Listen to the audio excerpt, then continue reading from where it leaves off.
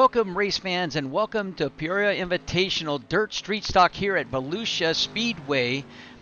My name is Billy Idle and I'm here with Pushing the Cushion Productions, streaming live for all you race fans and streamers that like to come out and watch sim racing at its finest. Tonight we got a little mix-up. I ended up landing on my plane in Fairbury, Illinois. There's a guy standing a sign, thank gosh that there's not a lot of people in the airport. And there's a guy holding a sign, say, Billy Idle, please come and see me. So I go and see him. He goes, you're going to Volusia County, Florida. I go, why? They go, they canceled the race at Fairbury. It got flooded, too much rain.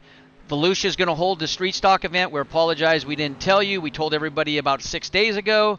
So again, I'm a little bit jet lagged. Thank gosh there's not a lot of people on the plane. I've been on a plane for almost 11 hours.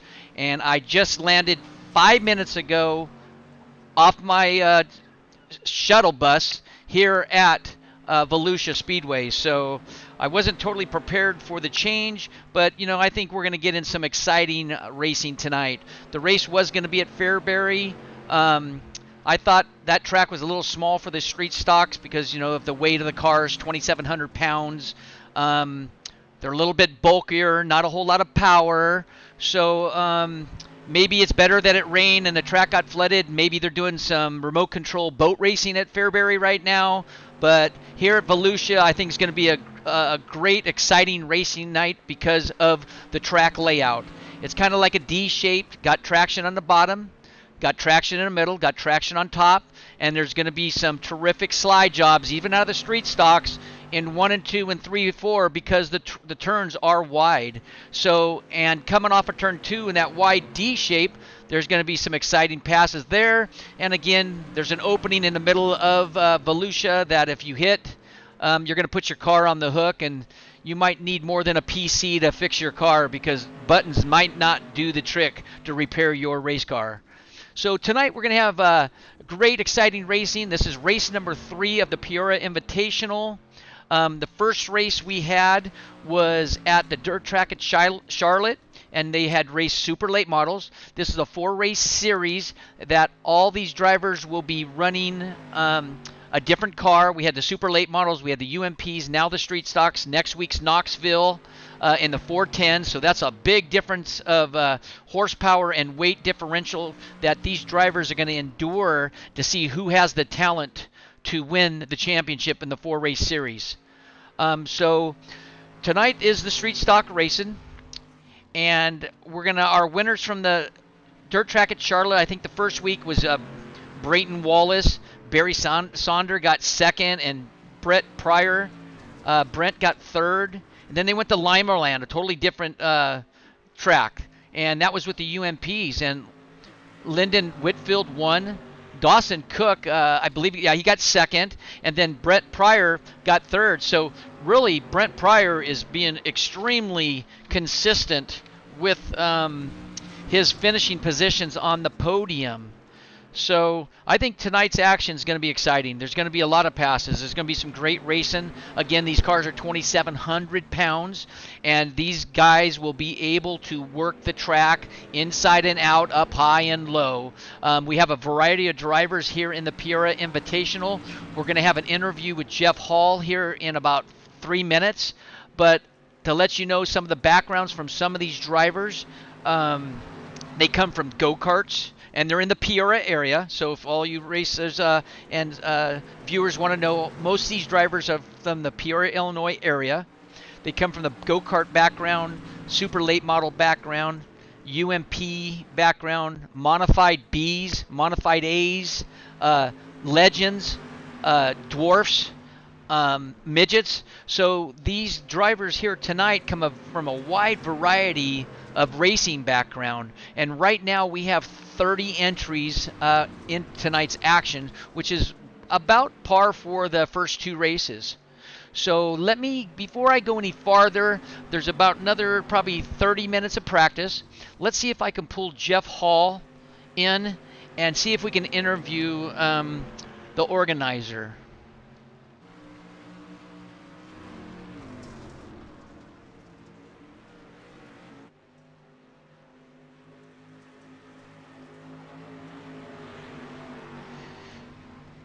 Jeff, this is Billy up in a tower. Can you have your Discord on?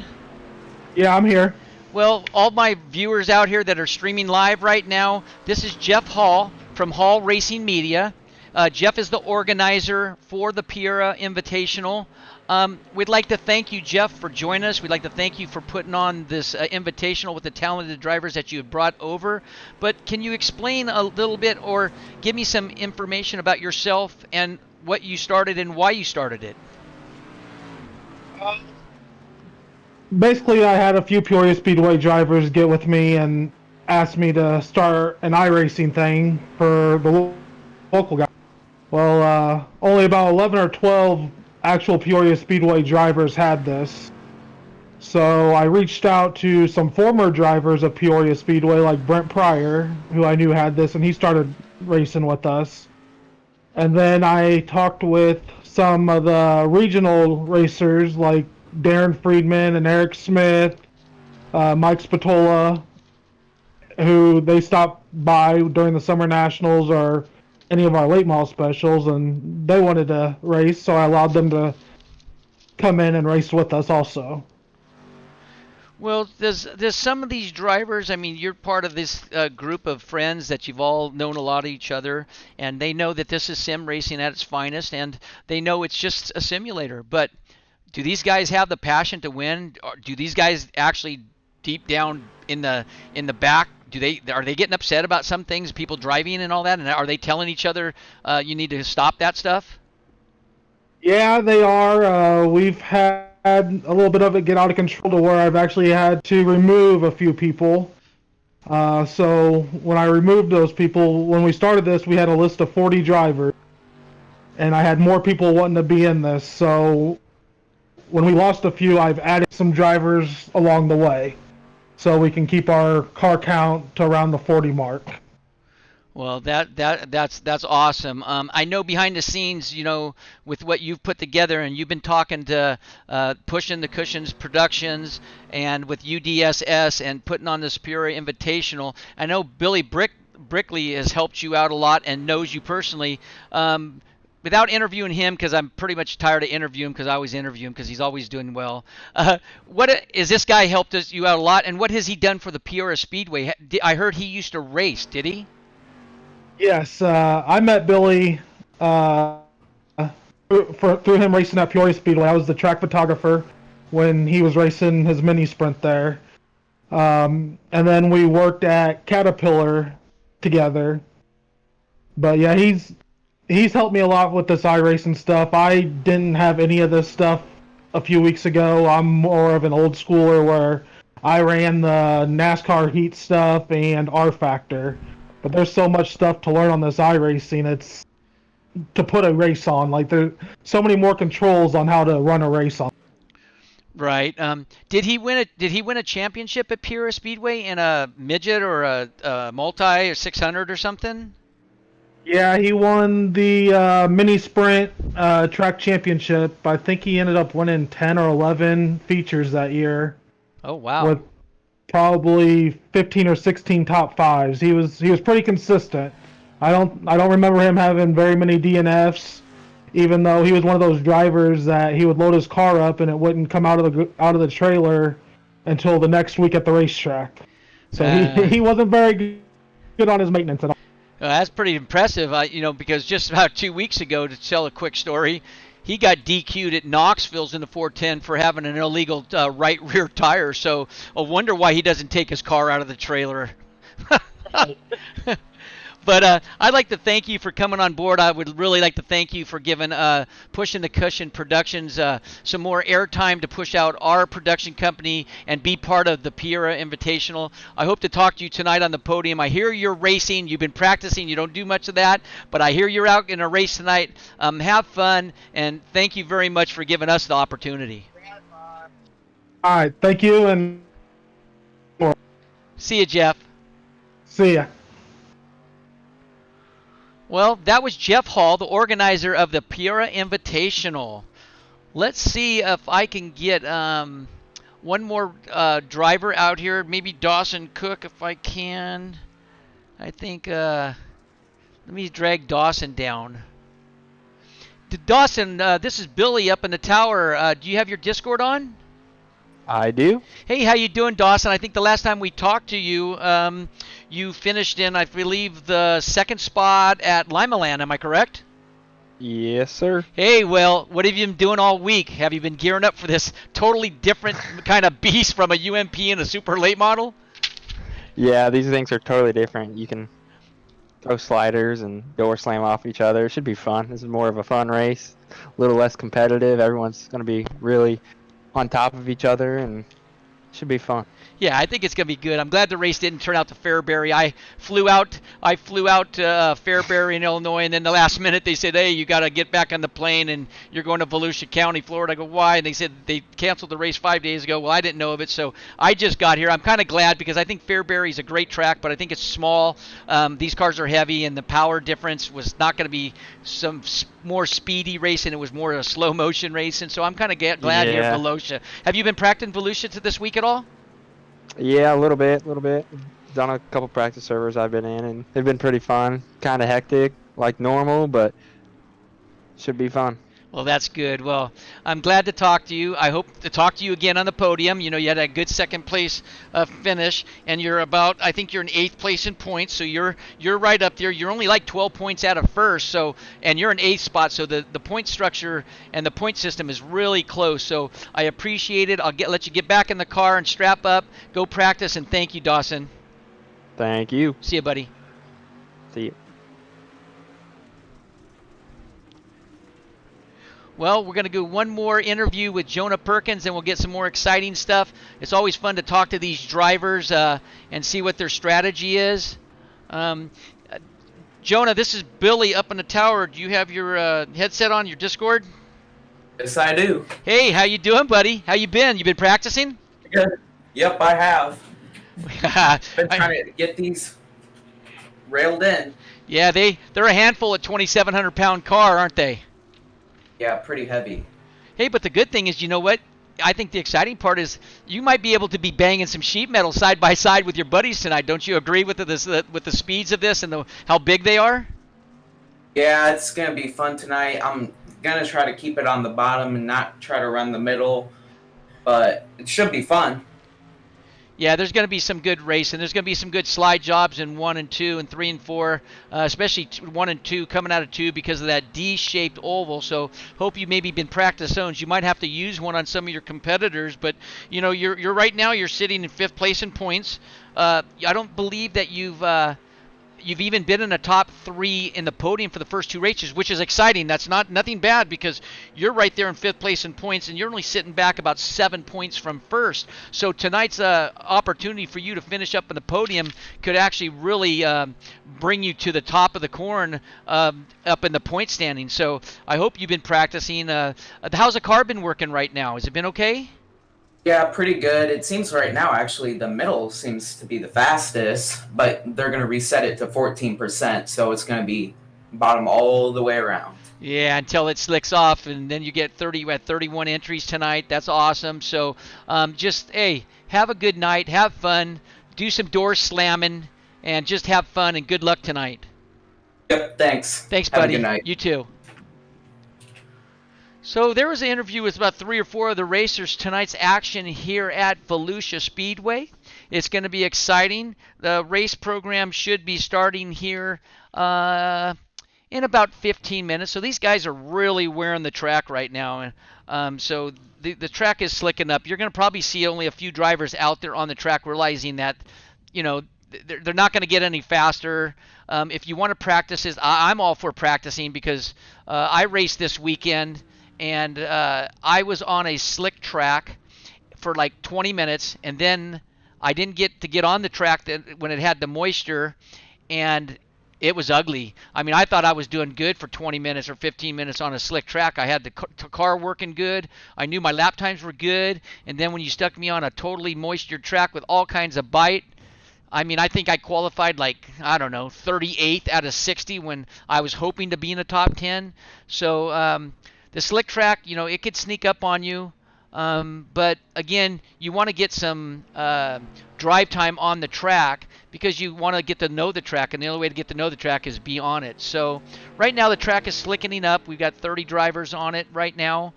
They've already got about 192 laps on it right now.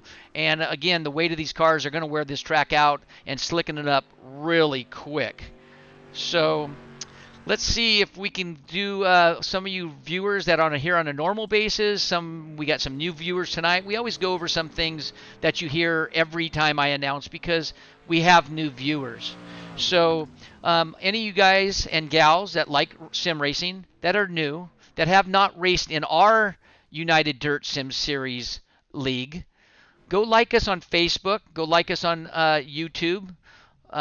Pushing the Cushion Productions. Go like us on Facebook. Go like us on YouTube. If you want to race with us, like us, send us a message. Tell us how you would like to get involved, and we will send you a Discord invite, and or we will send you a message, and you will get in your iRacing message box. You will get information when the race is for that day. So you will, if you forget, you just go to your iRacing message box. If you do forget that, then you're not going to know if you forget.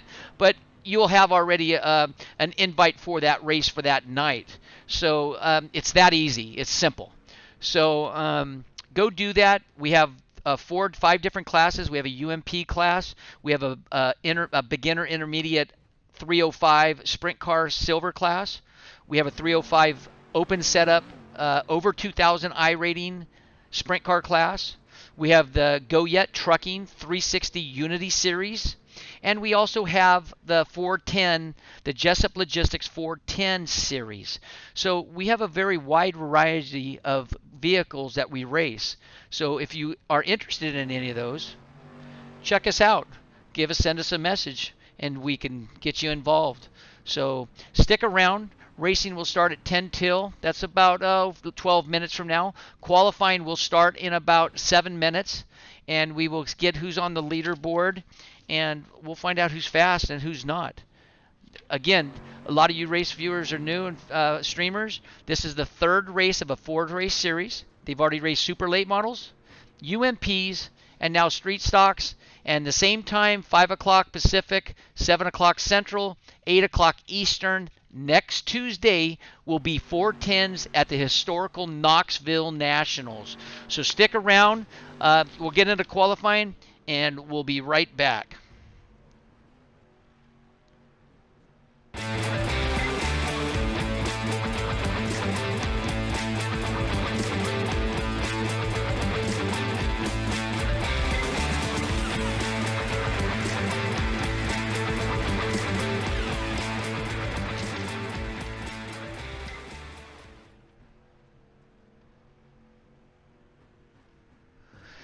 Well, we're back. This is Billy Idol here with the Peoria Invitational Dirt Street Stock at Volusia, race number 3.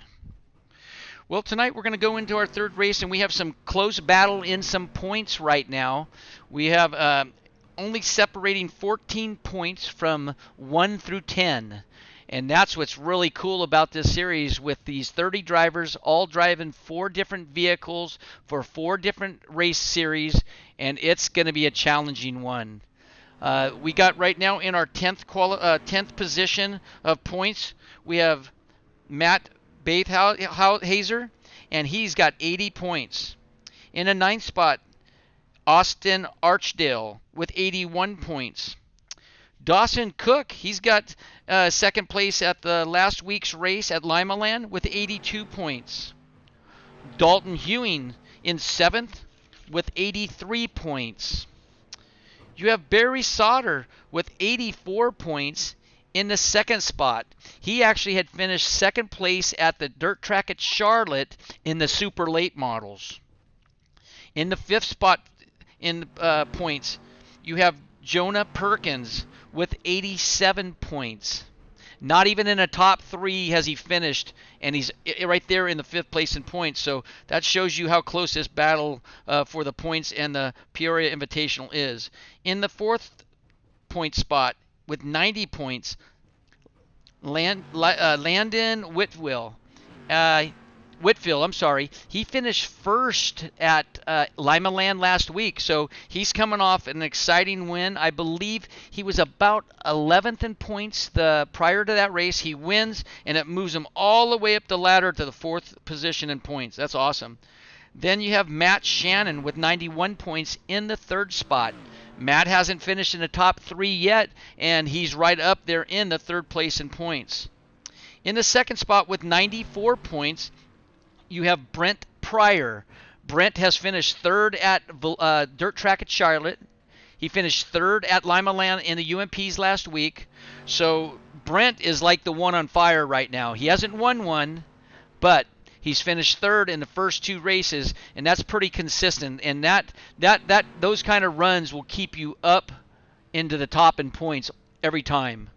And then you have your leader that won the very first race at the Dirt Track at Charlotte, Brayton Wallace. Brayton won the first race, and he's tied with Brent Pryor with 94 points. So the separation, like I said, of top 10 is only 14 points.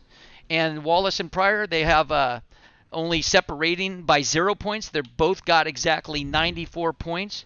So that's going to be exciting to watch and see how the point structure battle after tonight is, because next week is Knoxville's 410s, and can't wait to see that race, because the historical Knoxville is just historical Knoxville. It's the fastest, baddest track on the planet. That's all I could say. And it's exciting, and especially with the 410s, because you're going to see some of these guys that drive go-karts in a 410. Is it similar? Well, there's not much suspension, and there's definitely no suspension in a go-kart except a chassis twist and maybe an axle that you can get a softer axle or a harder axle.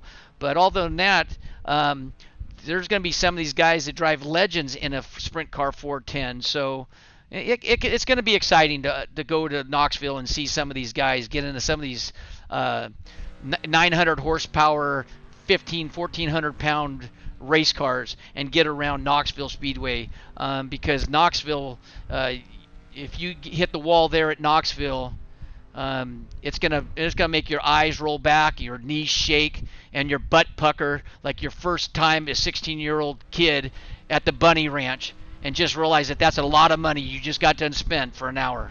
So it's going to be exciting. So let's see if we get into qualifying here in about 3 minutes. And we'd like to thank our sponsors as always, because without them we wouldn't stream live for you race fans and you live streamers. We'd like to thank Design Metal Art. Can't thank these guys enough. They've been with us all year, especially all month since we've started our production and our league. Jessup Logistics, which Jessup Logistics is our 410 sponsor for the Jessup Logistics 410 sprint cars. Sofa King Fast Sim Sports. It's a sim sport racing team that these guys are 5 or 6 or 8 of them that are on a team, and they all get together and they practice together and they share setups. And there's a lot of teams out there that do this. So we'd like to thank Sofa King Fast Sim Sports for coming on board and sponsoring UDSS and Pushing the Cushion. And then we got to thank our counterpart, Pushing the Cushion Productions, for all the streaming and productions for all you viewers to watch. And Speed World Hobbies, your 1/10 and 1/8 scale nitro on-road specialist mail order store. And you got to thank Work Graphics, Dave Ward, the CEO of UDSS. He paints a lot of race cars, does a great job on all the race cars.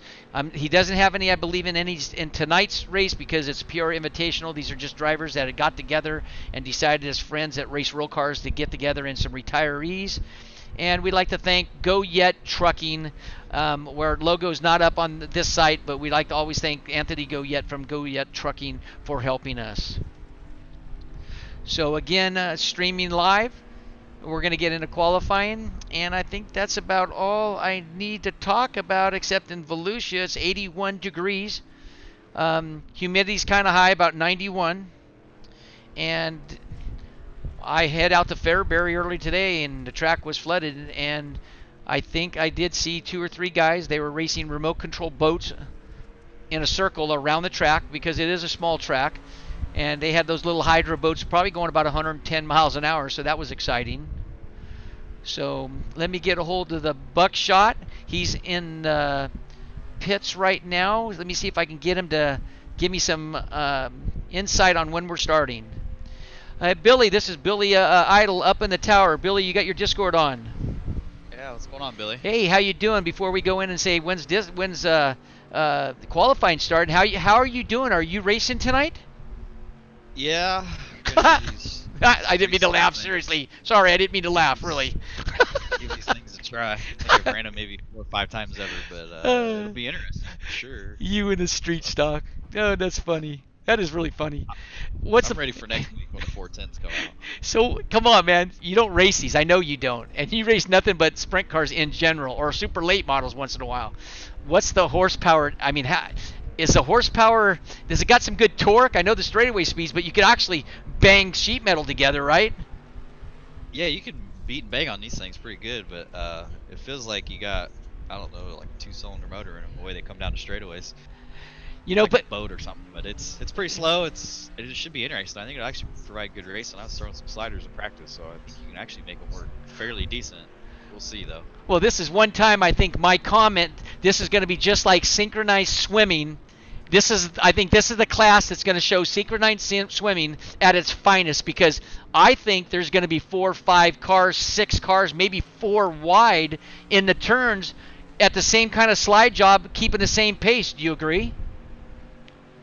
Yeah, if everybody looks pretty close so far, so it should be exciting. I think the guys ran a bunch of practices this week. I didn't get in on any of them, but they said the racing was pretty good. So we'll see how it goes. As long as everybody can stay off each other, run pretty good clean laps, I think it'll be exciting at least. Well, I was watching some of the practice sessions here for a little bit, and I noticed in the top 12 guys, I mean, it was like 1.5 tenths of a second to difference. So 12 guys within 1.5 tenths of a second, that's like maybe 10 thousandths of a second between each driver. So that's not a lot. That's maybe a front wheel. Do you agree? Yeah, these are like running a 305. We all have the same setup and the same car, so it's who can be the smoothest around the track, and everybody's pretty smooth for the most part. So we'll all be right on top of each other. I bet qualifying, everybody will be within about a tenth or 2 from the top to the bottom. Well, that's going to be exciting. So we got about 5:48. The drivers' meeting's at 5:50, or is that qualifying? I think he said drivers' meeting here is in like a minute or 2, so it's coming up, and then we'll get in the qualifying shortly after that. Alrighty. Well, we hope to talk to you later tonight. Enjoy yourself. It's going to be exciting. I think the racing's going to be exciting, and it's going to be fun watching you in one of these things. I've never seen you in one of these things, so the racing's going to be exciting. So thank you for coming up and talking to me, and we'll talk to you a little later. All right, thanks, Billy. See you, buddy.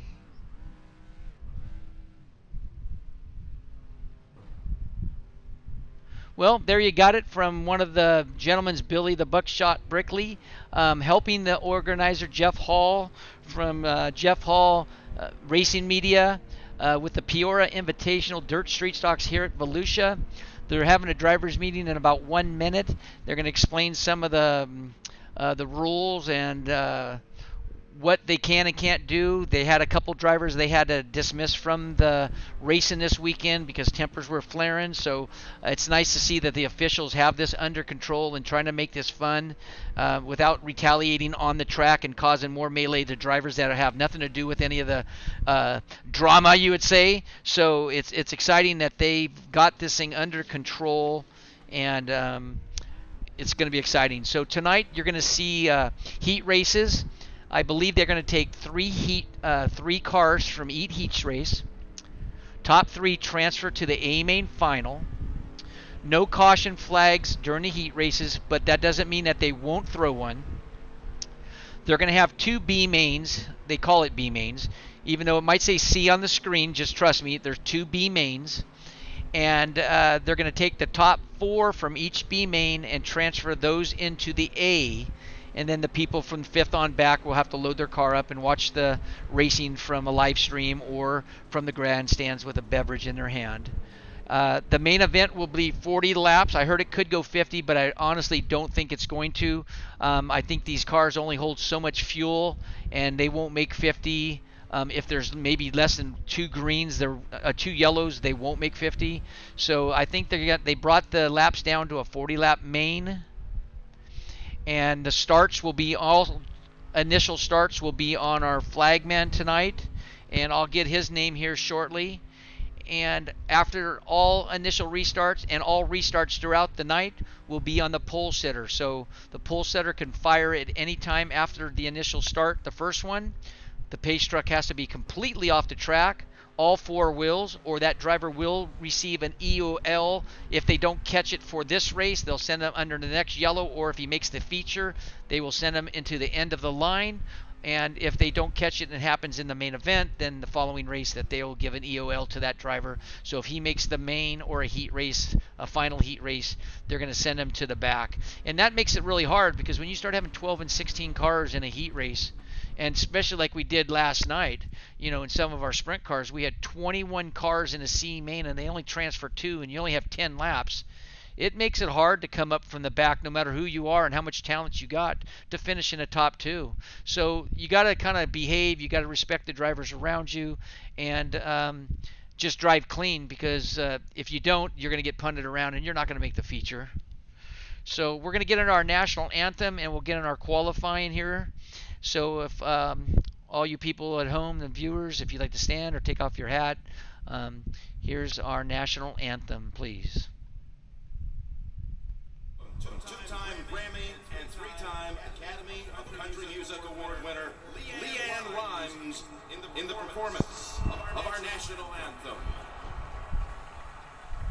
Oh, say, can you see by the dawn's early light what so proudly we hailed at the twilight's last gleaming, who brought stripes and bright stars through the perilous fight. Oh, the ramparts we watched were so gallantly streaming, and the rockets ringing, the bombs bursting in air, gave proof through the night that a flag was still there. Oh, say does that star-spangled banner yet wave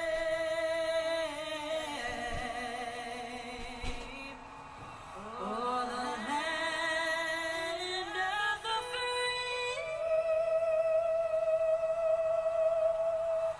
and the home of the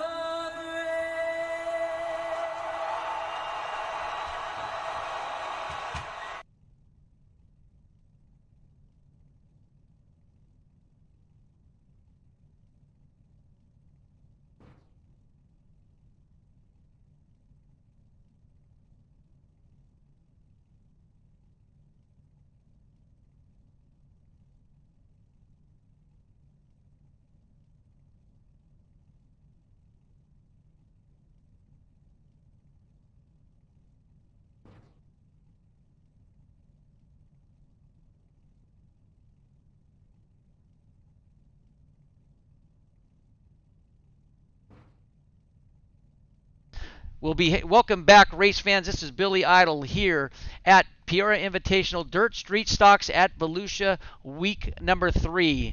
This is race number 3 of a 4-race series. Next week we'll be at the historical Knoxville Speedway with the 410 sprint cars. Again, a lot of these drivers, if you're just viewing in and getting on our viewing live stream, a lot of these drivers, all from the Peoria, Illinois area, all come from the tracks in that area, and they all race some forms of racing. They're all been friends. They all know each other. They're from the Legends to the go-karts to late models, super late models, Hornets, Legends, street stocks, B mods, A mods. So you have a wide variety of guys racing in this Peoria Invitational, and the exciting part is they're racing 4 different kind of cars. So there's not one guy that's used to racing all 4 cars, unless these guys have been racing on sim for a long time and race all 4 different classes. But I can tell you, a lot of these drivers here in the Peoria Invitational, they are practicing. They're practicing together. They're having mock-up races. So they are putting their time in. Here at Volusia is going to be an exciting race with these street stocks, 2,700-pound monsters of a car with not the greatest power. They're like a little 305 sprint car. They don't have a ton of power, but you got to keep your momentum up and keep your roll speed up and maybe not slide the car so hard to get some good times. But one thing about Volusia, you could run the top, you could run the bottom, you could run the middle. So that's what's exciting right now with Volusia Speedway with the street stocks. Let me see if I can get one more interview before the race starts, and we'll just go from there. James Carter, see if we can get James in here. Hey, James, this is Billy up in the tower and live streaming. Do you have your Discord on? Yes. Hey, how you doing? Are you racing tonight? Yes, I do believe so. How's the car going? How is your rocket ship racing? Is it handling okay? Yeah, it's handling just fine. We're gonna try and make sure we can run middle or bottom at least to try and keep it rubber side down. Yeah, running the top side is always somewhat fast here, but with these cars being so heavy and the little lack of power that they have versus some of the cars that you guys have already raced this year in the super late models and the UMPs, you're probably right. You're gonna have to keep it on the bottom or at least in the middle to go fast. But I'm thinking there's gonna be 3 or 4 cars wide. Are you ready to be sandwiched in the middle with these guys? Are these guys all your friends? Yeah, I would say we're all in the general friend or acquaintance part of it, but yeah, running 2 wide, 3 wide, I think it's going to be a real interesting race. Since we were supposed to race at Fairbury, which is a lot smaller track, and they felt moving to Volusia will have a little bit more speed, a wider track to let us have a little more racing, a little more excitement for everyone watching. Yeah, well, we're going to be starting here in a couple minutes. What do you race in real life, or did you race in real life? I've been kind of all over the tracks in real life, mainly doing setups and working on as pit crew. And then I raced a couple of races last year, actually, down at Peoria Speedway in Spoon River. Oh, that's exciting. Well, I hope to interview in the top 3 podium tonight. Enjoy yourself. Have fun. Stay safe. And we hope to talk to you again a little later on. Excellent. Thank you. Thanks, James. Good luck. Well, we're getting into qualifying right now. They're going to be going on the track. They got 5 minutes to qualify. Let's see who hits the track first. Right now you have Billy Brickley on the roster, Dawson Cook, Dane Arvin, Dan Dozard, Jonah Perkins, James Carter, Jake Miller, Dan Patneau, Brandon Johnson, Jeff Curl, Matt Shannon, Jared Duff, Dayton Solenberger, Zachary Bollinger, Ray Weber, Lyndon Whitfield, Sam Parrish, Adam Rhodes, and Billy Bowerman. I don't think he pulled his car out of the trailer tonight. I heard that actually he stepped out of his vehicle and broke his leg. He was getting out of his diesel and he missed the step and he broke his leg. So obviously he's not going to be racing tonight. I don't know if there's going to be a fill-in or not, but I'll get back with you. So here they are qualifying now. They got 4 minutes on the board. Carter Sinkhorn up on the leaderboard right now and qualifying with a 20.328. So I'm going to keep the qualifying order list up there for you streamers and race fans so you can watch it evolve and how it's going to move around. I wish I could show you some pictures of the qualifying, but I can't. I don't have access to the system to do that. But you as racers that are on iRacing, you could actually go to any individual and watch them qualify if you like. So again, a lot of you viewers go like our page at Pushing the Cushion Production and United Dirt Sim Series, Facebook, YouTube. Like us, send us a message, tell them you want to get involved with our racing, and we would love to set you up in one of our classes. So Sinkhorn looks like he's going to hold on to that TQ with 3 minutes left at this time with a 20.299. That was on his second lap. Brandon Johnson with a 20.318. Billy Brickley moves up the ladder in the street stock. And then he back downs one spot because Sam Parrish said, sorry, Billy, I'm not going to let you have third. I'm going to take it over right now with a 20.388. I was predicting about, and I was talking to Billy earlier, I was talking about, we're going to get within a tenth of a second of 10 or 11 cars. So right now qualifying's going on. There's 2 minutes left. You got your Carter Sinkhorn 20.299. It looks like it's going to stick. So in general, you have 13 cars within a tenth of a second. That's pretty unbelievable. That's going to be some really close action of racing tonight for you viewers to watch, because they're going to be dancing around these corners 2, 3, 4 wide, and they're going to be sliding them in synchronized swimming, like I said earlier. And it's going to be a beautiful little stroll around the corner, and it's going to be a slide. So don't be no Shirley Temple and get up off your couch and start dancing and being smooth, because we're going to be watching some exciting racing here on Pushing the Cushion Productions with the Peoria Invitational Dirt Street Stock Volusia Speedway race number 3.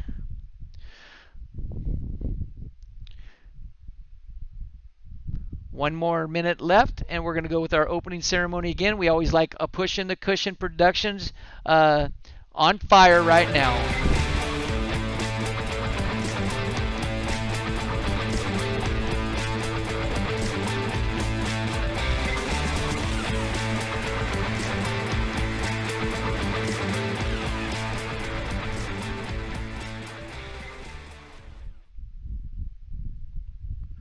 Well, we're back with Billy Idle here for your announcing racing action tonight. Right now there is 29 drivers. There's only one we're waiting for to finish qualifying. He's got about 55 seconds left, so he's got 2 laps to qualify. With 50 seconds left as now, and he's just now getting on the track. He's only going to get 1 lap, trust me. He's only going to get 1 lap. It takes about 21 seconds, let's just say 21 seconds to get around. That's 42 seconds. And he has to go his 1 warm-up lap, and he's probably going to do a burner lap. He's probably going to get up near the wall and try to get a fast lap. So it looks like Daniel Hansen is not going to make the qualifying, both his qualifying. He's only going to get 1 lap, and we're going to have to see how that goes right now. Actually, I'm in his car right now because I have access to him because he's one of our officials, and it looked like he's not making it. They call him the Wrecking Ball, and I really don't know why, but I might know a little bit more than I guess what I was told or understand more, because he just stuffed it in the wall, in turn 1 wall, like didn't even turn. I don't know if he was trying to knock the wall down or what. So it looks like Mr. Andrew Hansen is not going to make the show tonight because that car is not repairable. So sorry, Drew, that you're not going to make the race tonight. So we're going to get into our grid number 1, and we're going to line it up. And grid number 1, inside front row, number 19, Carter Sinkhorn. In the outside of row number 1, in the second spot, Darren Friedman. In the second row, inside, number 9, in the third spot, Dane Arvin. Outside of row number 2, number 4 spot, number 38, Brayton Wallace. In the third row inside, in the 5th position, number 39, Eric Smith. In the 6th position, outside of row number 3, number 16, Zachary Bollinger. In the 4th row inside, in the 7th spot, number 8, Dan Petone. In the 8th spot, in the outside of row number 4, number 35, Ray Weber, which is actually Ethan Weber. He had changed his name on his birth certificate this week, so it's actually Ethan Weber, not Ray Weber. Hey, Ray Weather sounded good too. So we're going to put our cameras on Carter Sinkhorn. He's going to lead us off.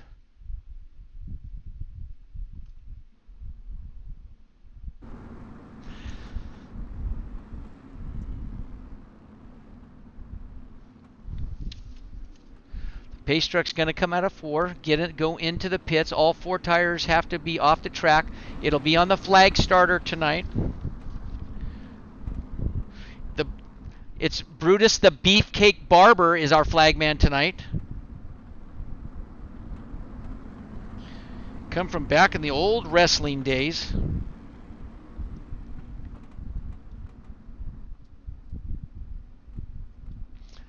Here they come. Pace truck off.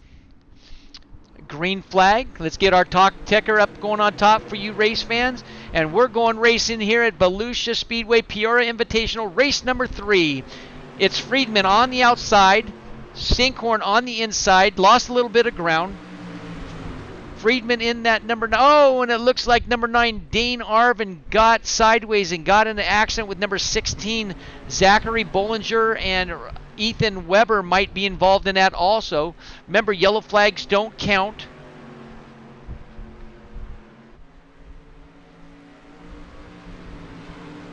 It is Carter Sinkhorn in the front right now. Darren Friedman in the second, trying to work the bottom, just missing those tires on the straightaway into turn 1. Friedman on the bottom, Sinkhorn on top. Sinkhorn comes down, Friedman comes up out of the bottom end, comes up high, coming to that D-shaped turn on the back straightaway. That's Sinkhorn, Friedman, Wallace, and Smith. Whoa, Friedman just missed the left corner panel of Sinkhorn. Sinkhorn brushed it down. Again, like we said, these cars are going to be sliding. You could bust up the sheet metal a little bit. You could do some rubbins racing. This is going to be exciting with the street stocks here at Volusia Speedway. It's Sinkhorn, Friedman, Wallace, and Smith. Let's go back to the fourth place car now and see if there's anybody battling him. No, he's got it pretty handled. It's Patno in the 5th spot and James Carter in the 6th. So right now they are out of the transfer spot. Let's go back to the Sinkhorn, our leader, because Darren Friedman is all over him right now. Nose to tail. Friedman goes down low. Just a little bit, gets the corner panel, left corner panel of Sinkhorn, coming down with 4 laps to go. Friedman's not giving up, staying on the bottom, coming up out of 2, slides up near Sinkhorn. Sinkhorn just kind of goes up with him. They don't touch, but Freeman's not done working that bottom. He's going to collect with Sinkhorn here in a minute, but here comes Wallace, Braden Wallace now in the 3rd spot, coming up on the high side. Sinkhorn on top, Friedman on the bottom. Wallace following Sinkhorn now. Up on the top and in the middle of the track. 2 laps to go. Down the back straightaway they go. Friedman again, going to throw it in against Carter Sinkhorn right there. They touch the left corner panel in Friedman's right front, but still Sinkhorn's going to take a good full car length lead right now with 1 lap to go. This is the final lap. They're going to be coming around the checkered. Friedman gets into Sinkhorn, slows him down a little bit. Here comes Wallace right behind Sinkhorn.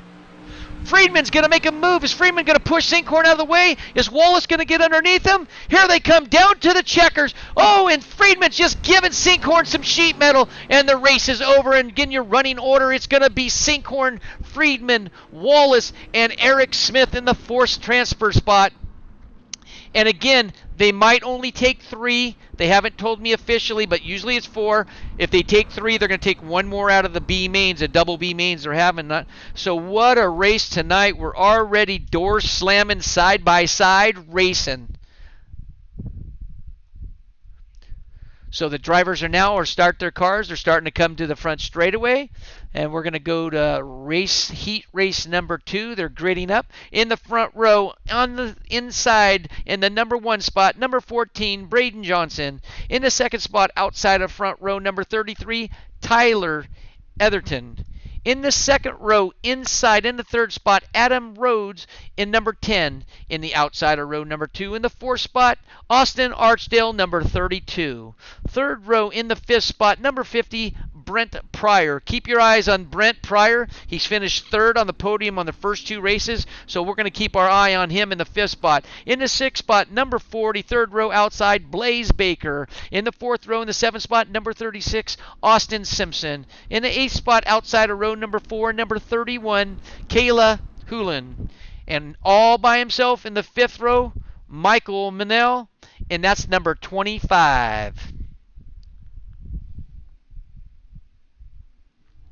So we're going to put our cameras on Braden Johnson in the front row. He's going to lead us down to the green. Brutus the Beefcake Barber is going to throw out the green. This is going to be 8 laps. Top 4 to the A main final. Possibility only 3. So these guys are the only guys, the drivers that actually know what's going to transfer. They haven't told me yet. It's not on their race program. It says 4. They might have changed it like they did me when I landed in Fairbury and said you got to go to Volusia. So I'm the last person just told anything. They just give me a ticket and a bottle of Captain Morgan, and that's my paycheck, and I'm a happy announcer. Here they go. It's a start. It's Braden Johnson on the inside in that orangish red car. On the outside, Tyler Etherton in that yellow car. On the inside, Adam Rhodes on the outside. Austin Archdale in the black, red, and white car. Rhodes in the gray and baby blue in the 4th spot. Here they come down the front straightaway at the first lap, and it looks like Braden Johnson in first. Etherton now working on the inside. Archdale and Rhodes battling out for 3rd and 4th, banging up some sheet metal. That's going to let Brent Pryor, number 50, start to move up and get some ground. He was about 2 car lengths back. Now he's nose to tail on the back of Blaze Baker in the 4th spot. So it's Johnson now in the lead in the red car. The yellow car is Etherton. Tyler, number 33, in second. Austin Archdale in the black, red, and white. And Blaze Baker in that 4th spot. And he's going to be in the yellow and black, followed by Adam Rhodes in the baby blue and gray. So Blaze Baker, Austin Archdale, 3rd and 4th. You guys are the only guys that knows for the transfer, so we're going to have to keep our eyes on Etherton, because if it's only 3 spots, is Austin Archdale going to make a move and kind of push him up the track a little bit? Well, he better hurry, because he's back about 2 car lengths now with 5 laps to go of an 8-lap heat race. It's Braden Johnson starting to pull about a 1.5 car length lead now on Tyler Etherton. Etherton's got a comfortable 1.5 car lead right now on Austin Archdale. They're running the middle of the track. They're not running super low right now. It's pretty much single file freight train down the front straightaway they go. Nobody's really battling the bottom at this time. We got 1 car blinking. He needs to fix his internet. He's playing hide and seek with Baker in the 4th spot. I guess he's going to try to sneak around on the 5th spot from 5th to 4th and try to blink out. And then before you know it, Baker's going to open his eyes and he'll be right in front of him.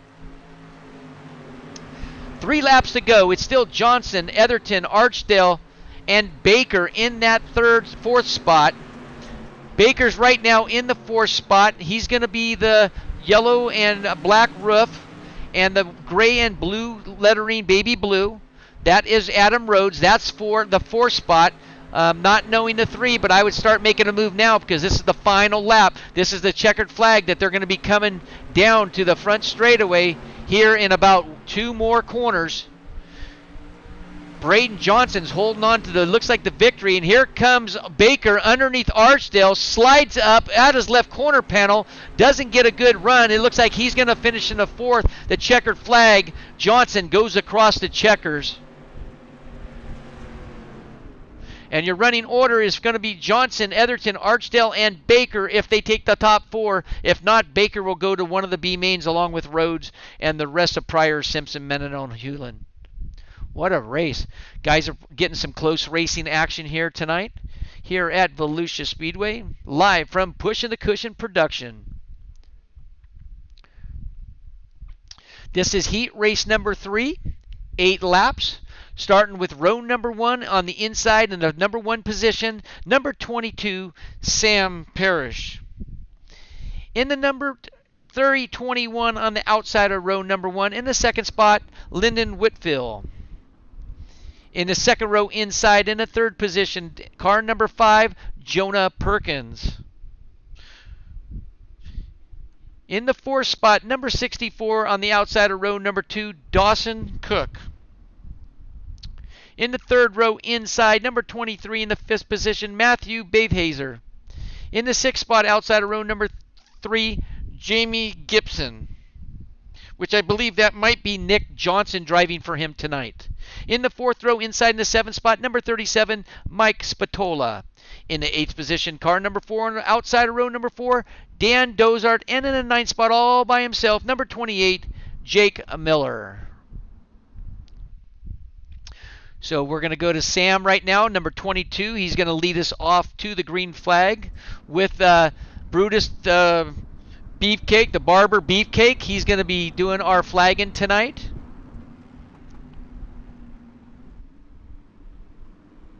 Here they come down to the green flag here about another 2 turns. The pace truck's going to come off the track in turn 4. Sam Paris in the orange, white, and black car is going to lead us off. Lyndon Whitfield in the maroonish 21. Black hood is going to be on the outside. Whitfield gets a good jump on Parrish. Parrish makes it up since he's on the bottom. Josh Perkins right underneath Paris on the bottom, catfishing around turn number 2. Looks like Perkins is going to get a run on Whitfield.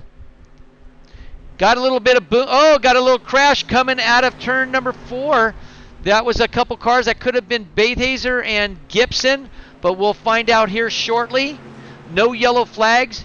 It's 321. It's Landon Whitfield out in the lead, followed by Parrish and Perkins in the middle. Closely in the black and green car, Matthew Baithazer. He's in the 4th spot.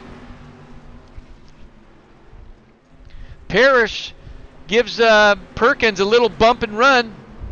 That kind of helped Perkins out a little bit. That just jumped him out towards Whitfield for the lead. Now it's Perkins working the inside of Whitfield. Whitfield up high, Perkins down low, coming across those tires, across the stripes, and it looks like Whitfield took the lead on that lap.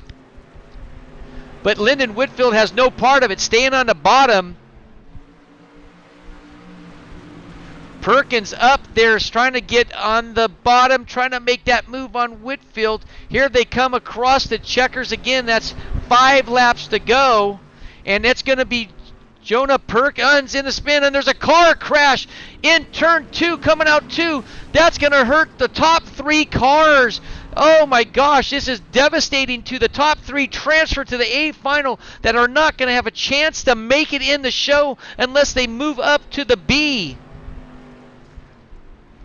So it looks like Baithazer looks like he's going to be in the lead. Number 23, no damage to a car, little right front damage, not a lot, a little bit of pushing the cushion, you'd call it. He ended up pushing someone out of the way. 3 laps to go. That is your leader, number 23, Matthew Baithazer. In the 2nd spot, Spatola. 3rd spot, Miller. Let's go back to the 4th spot with Jonah Perkins. He was early leader. Now he's in the 4th spot. That could be even out of a transfer spot if they're only taking 3. So Jake Miller right now is that purple and white car. He's in the 3rd spot, followed closely by Spatola. So there's your 2nd and 3rd. If those guys were smart, they'd stop racing. Single file. Forget about that one position you're going to get in the main because he's got such a big lead. This is the final lap. But Miller says, I am no part of it. I'm going to come after you, Spatola. I want that one spot. Miller on the bottom, Spatola up high. Spatola is going to take over the 3rd spot. And your running order looks like it's going to be Baithazer, Spatola, Miller, and Perkins. And Perkins possibility not making the show because possibility they're only taking 3. What a battle. Top 3 cars are taken out by a back marker that was stuck in the wall that couldn't exit out. They didn't see it. They didn't, maybe they weren't looking in front of them. Remember, streamers and race fans, always look in front of your hood. Not that they didn't. I'm just using an example. Always look in front of you. Don't look at just the front of your car because things like that happen. We don't know the story behind that, so I'm not going to be blaming anybody. But if you're going to look at your air cleaner or your front bumper or hood, this is what could happen is you're going to be crashing a lot. So pay attention to what's out in front of you. That was a good example. So now we're going to get into heat race number 4. 8 laps. They're gridding up. Row number 1 inside the buckshot double lot, Billy Brickley. Outside of row number 1 in the 2nd spot, number 21, Jarrett Dupp. In the 2nd row inside, in the 3rd position, Matt Shannon, number 15. In the 2nd row outside in the 4th spot, Dayton Solenberger, number 34. In the 3rd row inside in the 5th position, Jeffrey Hall from Hall Racing Media. He is the gentleman that put this Peoria Invitational together, number 24.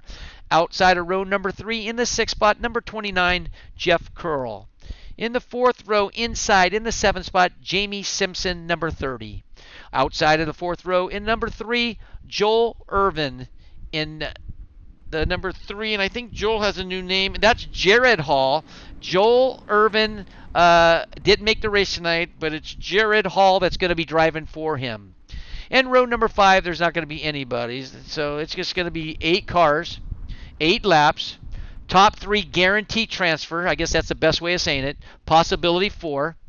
So we're going to put our live camera on the Buckshot with the Hooters. What can you say? Why would I not think of anything different? He had an all-women pit crew in his sprint car series this weekend, and he was handing out dollar bills by paying them what he said, and now he's got a Hooters straight stock car. So that's just Billy Brickley. He's a horn dog, I hear, so that's why he's got the Hooters car. But he just got Brixtonized right now with the number 15, Matt Shannon, working him underneath. The Buckshot went a little wide. That's going to give Shannon a little bit of room to come underneath on the inside. The Buckshot's going to work the outside. He doesn't like the bottom no matter if it's in sprint car, so he's going to work the outside, but he's going to lose a position right now. Not say he's going to lose it very long, but right now you got your leader. You got Jared Duff out in the lead, followed by Matt Shannon, Billy Brickley in the Hooters, number 00, and Dayton Solenberger in the 4th spot. Nobody's contending for a position except for Brittany and Shannon. That is a transfer spot, so they're going to keep their distance away. Shannon says, nope, I don't want to keep my distance away. I need to rub some sheet metal, and I need to move him out of the way because I want that 2nd spot. So Shannon's working on the bottom of Brickley. Brickley's working atop. Here comes Duff on the bottom. Shannon gets across the line in front of Brickley for that 2nd spot. Brickley still working the middle up high. Shannon's working the bottom left corner panel of Duff. Gets him into his left corner panel. That's going to let Brickley work the high side and move all the way up to the lead, I would say, right now, but it is not official until he crosses the stripes. With 5 laps to go, the Buckshot now taking the lead, now drops down to the middle of the track. Duff gets into the lower part of the track, going down to the bottom, and Shannon up in the middle of the track trying to follow the Buckshot, the 00. Let's put our car on Jeff Curl in the 4th spot all by himself. He realizes that I got to go in that 3rd spot and get a transfer, or I already know that they're going to take a transfer. So he's going to stay about 7 car lengths away. I don't think he's going to make that up unless those drivers make a mistake with 3 laps to go. Our camera's going to go back on the leader, the Buckshot. Buckshot's got about a car length lead on Duff and Shannon up high. Shannon's working the top groove. Brickley works the bottom, comes up to the top, comes out of turn 4. Shannon's working the bottom, gets around Duff across the stripes. That's going to move Shannon to the 2nd spot. Brickley in the lead, Duff in the 3rd spot. These guys are synchronized swimming now. They're getting onto it. They're getting the clue how to swim together. They're starting to throw it in side by side. And maybe, I don't know, all these guys at Brickley, I know Brickley are trying to hold hands with somebody. So we'll have to keep our eye and see if Brickley throws his hand out and want to touch hands with somebody because they're getting so close. Brickley goes high. Duff comes in the middle. Shannon goes to the bottom. What a battle with the final lap. Who's going to win this? Here comes the 31, or 21. Here comes Jared Duff. Is Duff going to win this? Brickley high. Duff on the bottom. Is he going to slide job on Brickley? No, but he slides jobs on Shannon and takes his left corner panel out. But that was across the line, and that was some hell of racing right there. Wow, great racing with Brickley, Duff, Shannon, and Curl in the top 4 spot. Those guys are going to bring their cars to the track. They're going to get out. They're going to push a button. They're going to fix their car. How exciting. The B main's coming up. Wait, what? I'm getting Shannon getting out of his car right now. He's going over to Duff to talk to him. Can we get a camera on those 2 drivers? Yeah, Shannon and Duff. Duff pushed Shannon up. There could be a fine there. Nope. Now they're hugging. Okay, now they're taking synchronized swimming to another level. Now they're buddies. I thought this was going to be a fight and someone's going to have to get fined, and maybe someone will do like Brickley. He got fined $5 a week ago, and I heard he took out another $5 and started gnawing on one of the officials' legs. So that would have been exciting to see. So this is one of 2 B main events. Should be 12 laps top 4 possibility goes to the main, maybe 5. I'm always kind of taking guesses because they don't tell me, but I hope they take 5. So in row number 1, in number 1 spot, number 39, Eric Smith. In the second spot, number 5, Jonah Perkins. Second row inside, in the third spot, number 8, Dad Petno. In the fourth spot, number 22, Sam Parrish. Third row inside, in the fifth spot, 023, James Carter. In the sixth spot, number 64, Dawson Cook. In the fourth row inside, in the seventh spot, number 16, Zachary Bollinger. In the eighth spot, car number 4, outside of row 4, Dan Dozard. In the fifth spot, in the ninth position, number 35, Ray Weber. In the 10th spot, outside of row number 5, Lyndon Whitfield 321. In the sixth row, all by himself, number 9. In the 11th spot, Dane Arvind. So we're going to put our cameras on Mr. Eric Smith. Brutus Beefcake Barber is going to bring him down to the green flag. Remember, all starts or initial starts are on the flag starter. The Beefcake is up there turning around to the crowd trying to fire him up. Got his shirt taken off. You can see all his chest and his bare skin with no hair on it. That's always good for the fans to get riled up about. But there's the jump. Jonah Perkins on the outside, Smith on the bottom. Perkins gives him a lot of room. That's going to give Dan Petno a little bit of room. And there goes a car up into turn 2 wall against the fence. His nose went over the guardrail, and hopefully that he's okay. This is the B main. I see a lot of you viewers that see the C main. This is the B main. They're throwing out the yellow, 12 laps. That's going to count as 1 lap. They're going to probably go 2 more. Let's see what happens, you know.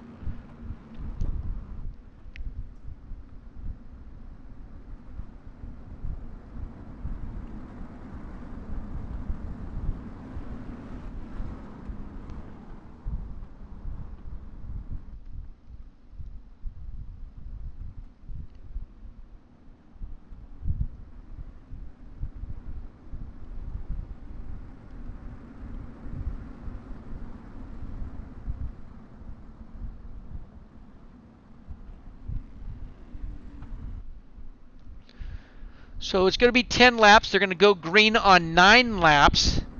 Let's see if I can get an inside camera on Eric Smith's car. Let's go to back one more. Let's go Jonah Perkins in car number 5. Let's see if we can actually give you racing viewers. Let's get Dan in the cockpit if I can get. And you race viewers could see what it's like to. There we go. We got the 3rd spot. So that's going to be number 22, Sam Parrish, that were in the cockpit.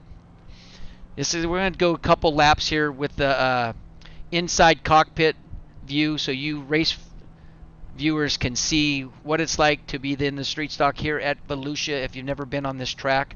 They're going to go green this time. I don't think Sam's going to even know where to go on this track because all that mud is in his grill. He hasn't cleaned it off yet. Maybe he doesn't have maybe he doesn't have enough money to buy some tear-offs. You know, I don't know. But a couple more splats of mud, he ain't going to see nothing. But here comes the start right now. The start is happening right now. Sam Parrish is up high trying to get around Smith. He's going to come after Jonah Perkins on the outside. It looks like now Smith is going to take over that 2nd spot. We're going to come back. It's Parrish up on the top, Perkins on the bottom. Smith now in that 3rd spot, possibly trying to take the 2nd back over. 7 laps to go.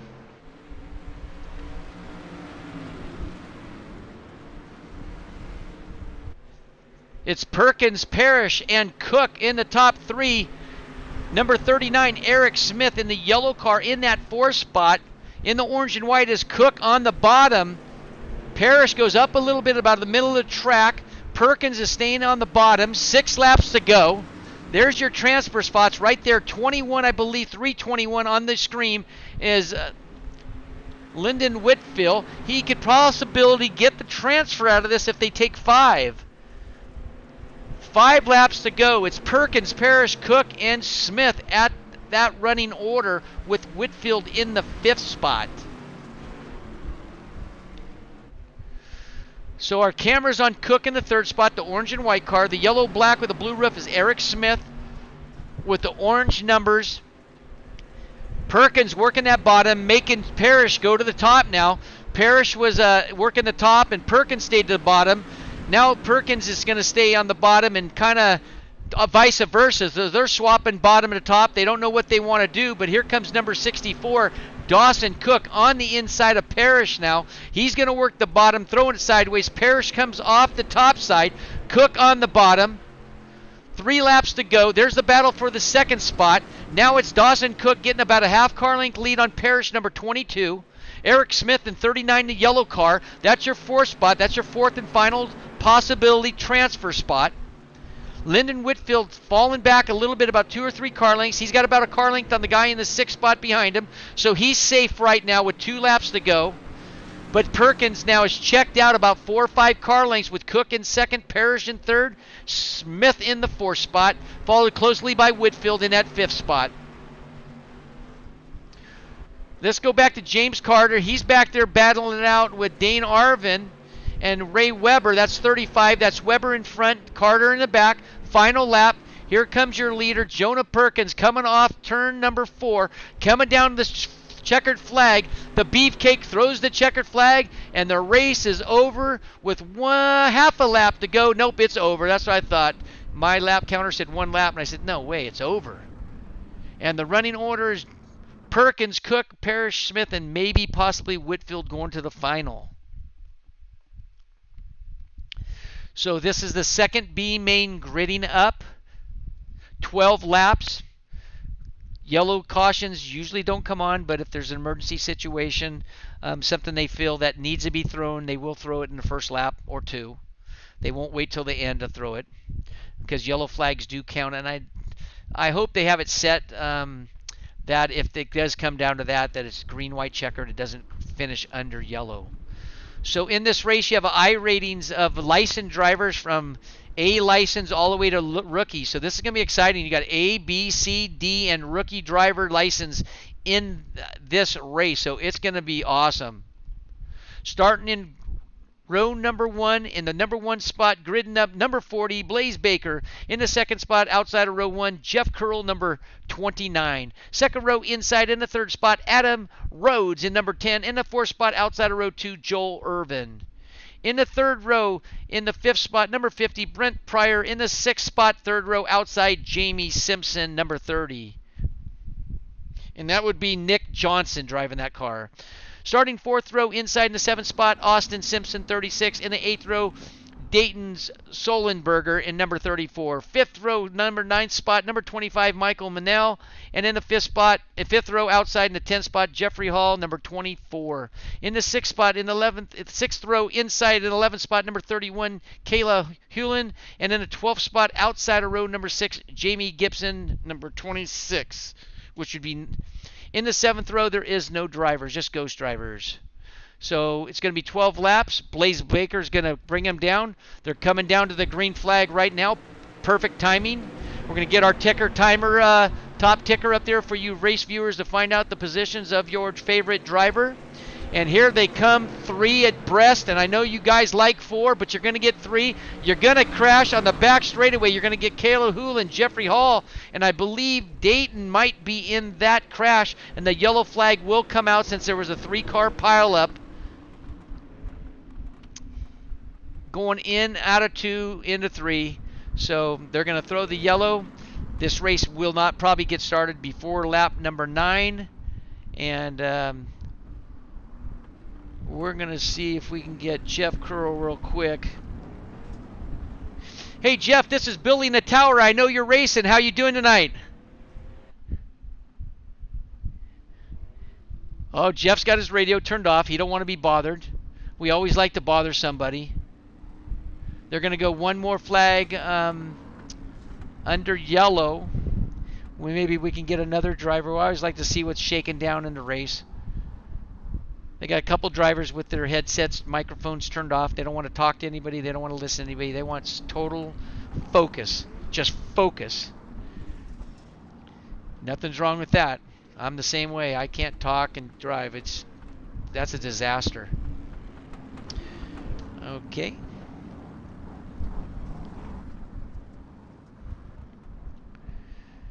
The pace truck's going to come out of 4. He should come off the track here. Oh, they're going to go one more. These laps are starting to whittle down. Right now. Now it's going to look like you go 9 lap, or did they stop the timer? Yep, no, the yellow flags are counting. So they're down to 9 laps. It's going to be 8 laps when they get the green. Blaze Baker, number 40, out up in front by what my system is telling me, but it doesn't look like that by who's in front. Looks like Jeff Curl's in front, so we're going to have to get our system timer upgraded right now and see if it's going to change it at all. Blaze Baker in the second, number 40. In the number 10 spot, you have Adam Rhodes. Look at car 50. He's going to get penalized for that. He's not going to be able to get away with cutting down low, and especially if he passes the car past the stripe checkers. You can't do that. It's illegal. They will get penalized that for in the A main event if they get transferred. They will get an end-of-the-line penalty. But jumping out in front right now is number 40, Blaze Baker on the inside, Curl on the outside. Baker's running low, Curl up high, Rhodes on the bottom. Now Rhodes is going to the top and Pryor's going to the bottom. Baker's on the bottom, Curl's on top. So right there is like a domino chip, the number 4 dots on the domino, side by side, synchronized swimming again. They're just got the same kind of, no one's out of shape, trying to keep the car straight, trying to keep the car with as much power as possible. Here comes number 50, that's Brent Pryor.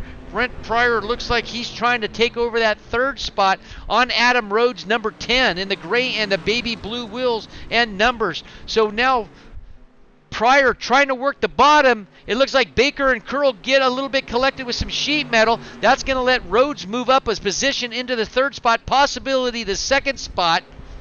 So Curl still leading, Baker in the number 40 in the 2nd spot, Pryor close in 3rd, and he's working the bottom. He's going to probably push up into Baker, but he doesn't get close enough. Baker gets sideways, and it's a yellow flag again. So another yellow flag comes out. The pace truck comes out on the track in turn 1. 4 laps to go.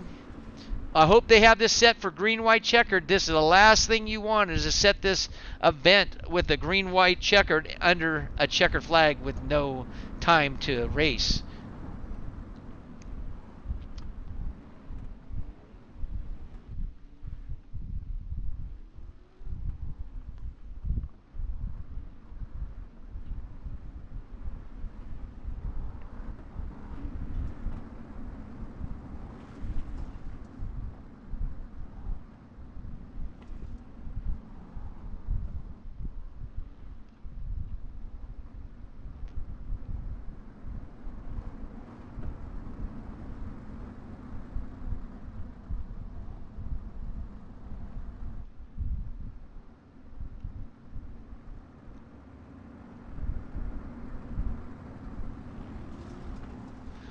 So the pace truck on the track, 3 laps to go. They're going to go green-white checker. Pace truck's going to stay out 1 more lap.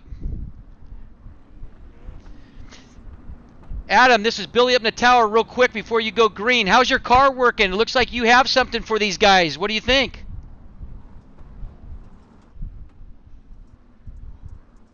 No, absolutely. Yeah. You got something for these guys? You look awful racy down there. Yeah, I don't know. Track's slicking up pretty good. We'll just have to see what happens. Well, good luck. I just want to see you look like a strong showing. Good luck and have fun, buddy. Thank you. Okay, that's Adam Rhodes. That's number 10 in the 4th spot. He's got to worry about Joel Irvin behind him. He knows he's got the transfer spot. Irvin gives him a little bit of shove, saying, hey, you got the radio time. Gets Irvin. Now Irvin pushes Rhodes a little bit, gets him a little bit of loose. Curl takes the lead. Single file restart. 3 laps to go. Baker behind Curl running really high. That's going to open a door for Pryor, I believe, on the inside, and Rhodes coming off the top. They're going to come down in the middle with 2 laps to go. Could be a white flag. Pryor underneath Baker. Baker drifts up. Pryor staying on the bottom. Rhodes staying on the bottom. He says the track is slickening up, so that means these cars are going to have to slide through the slick and get some moisture. But here they come still. Curl, Baker, Pryor, Rhodes. Car number 29, 40, 50, and 10. That's what the running order is. This is the checkered flag. Here they come to the checkered. And it looks like Jeff Curl with the win. Baker second. Brent Pryor third. Adam Rhodes fourth. Followed by Simpson, Irvin, Menonell, and Simpson in the top 8 with Stolenberger and Gibson in the top 10. Nice run. So now they're going to get some warm-up laps. I believe they're going to go into like a 2-minute warm-up lap. And they're not going to touch the track, so it's going to be dried. It's going to be dried out, definitely. So I wonder if the racer's really going to go out and do a lot of laps in this track. Because, again, these cars are 2,700 pounds. There's a lot of 5 minutes of practice they're giving these guys. Wow. 5 minutes. That's a lot. Let's see. So we're going to have the Buckshot. I believe the Buckshot might end up being on the pole for tonight. We're going to have to find out how he's going to do if he gets the front row. If he's going to get a EOL, if he's been penalized tonight. We really don't know.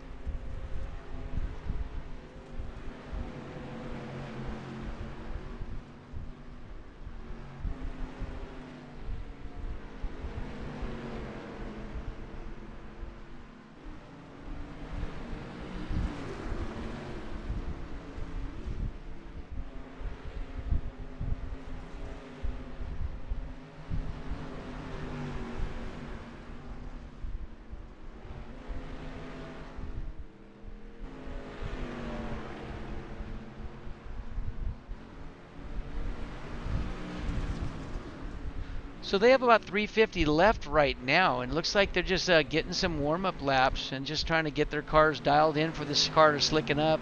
You know, there's not a lot of adjustments on these cars. You know, they have leaf springs, and the only thing you can probably do is set your camber and maybe change a spring or two, but changing a spring might take about 30 minutes. They only got about 5 minutes to change a spring. So I don't think they can do that. Actually, looks like it's going to be a fixed setup, so they're really not changing anything. They just got to go out there and drive the car and find out where the moisture's at. It looks like the bottom's holding it really well right now. I think the bottom still has moisture. Let's see if we can get some pictures of the track. Yeah, right there, the moisture still in the straightaway. You could see going into turn 3 how dry it is, though.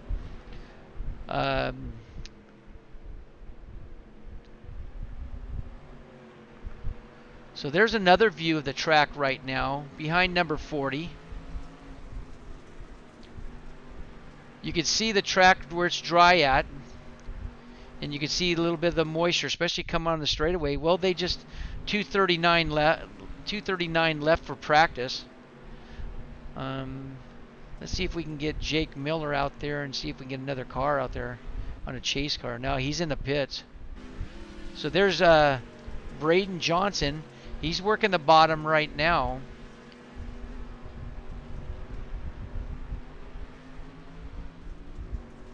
Let's get a suspension set up here. Whoops. Had to get him out of the way. You can see the shiny part for your viewers. If you guys are new to racing, the veterans already know.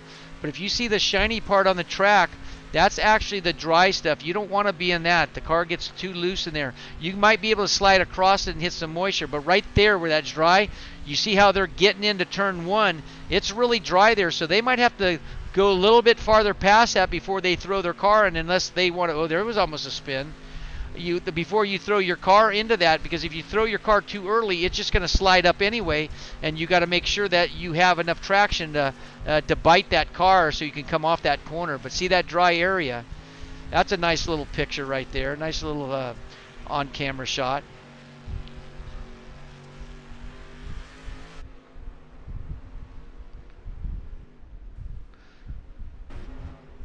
So they got about 1:17 of practice for all you viewers, live streamers. Remember, if you want to get into some sort of racing, or if you're partial racing or you're new,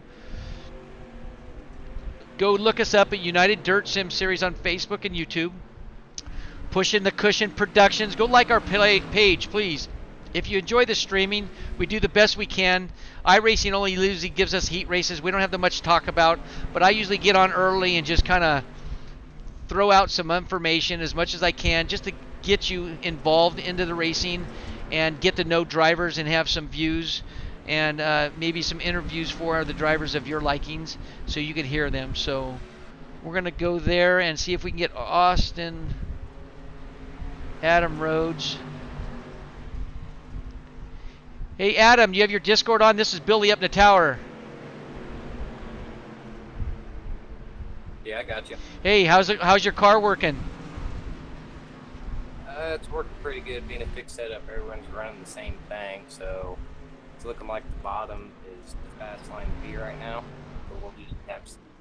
Yeah, the middle of that track looks like, and the bottom, not all the way bottom. The bottom looks like it has some moisture for some great passing, but the track is drying out a little bit. Don't you agree? Oh yeah, it's drying out a lot, especially in the center there. Where are you starting on the grid? Do you know? I haven't looked. Well, it's going to be exciting. I believe there's going to be like 24 cars. It's going to be close racing. I know you're gridding up now, but I just wanted to talk to you and let the viewers know that we interview our racers. Good luck tonight and have fun. Thank you. Yeah, it should be a fun race to watch for sure. All right. Good luck, Adam. All right, so they're gridding up they have it set for 50 laps. I hope there's enough fuel. Let's start gridding them up in row number 1 on the inside. Number 19, Carter Sinkhorn in the second spot outside of row number 1. Number 14, Braden Johnson. In the second row inside in the third spot, Matthew Bathhazer, number 23, on the outside of row number 2. In the fourth spot, the Cool Collective, the Buckshot Billy Brickley. In the third row inside, number 89 in the fifth spot, Darren Friedman. In the sixth spot outside of row number 3, number 33, Tyler Etherton.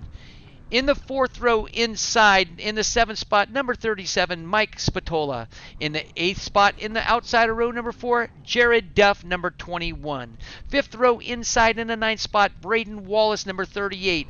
In the outside of row 5, in the 10th spot, number 32, Austin Archdale. Sixth row inside, in the 11th spot, number 28, Jake Miller. In the outside of row number 6, the 12th spot, number 15, Matt Shannon. Seventh row inside, in the 13th spot, car number 5, Jonah Perkins. Outside of row number 7, in the 14th spot, number 29, Jeff Curl. In the 8th spot, inside, in number 15th position, number 64, Dawson Cook. In the outside of row number 8, in the 16th position, number 40, Blaze Baker. In the 9th row, inside, in the 17th spot, number 22, Sam Parrish. 18th spot, outside of row number 9, number 50, Brent Pryor.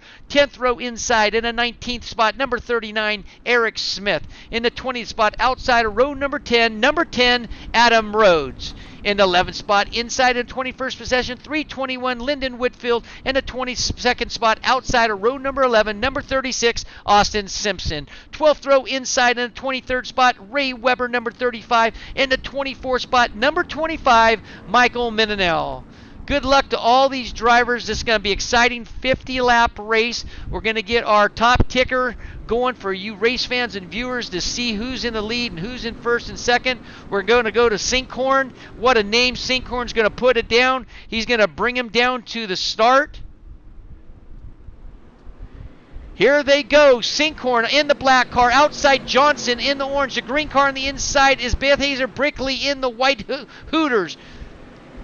It's Sinkhorn and Johnson side by side, giving themselves some room. Knowing the track's a little dry, everybody's giving themselves some room. But we're going to be racing side by side here in no time alone. 50 laps. 50 laps of street stock here at the Peoria Invitational Dirt Street Stocks. Oh, and a car upside down going into turn 1, and a car spun. The yellow flag should come out, and there it is.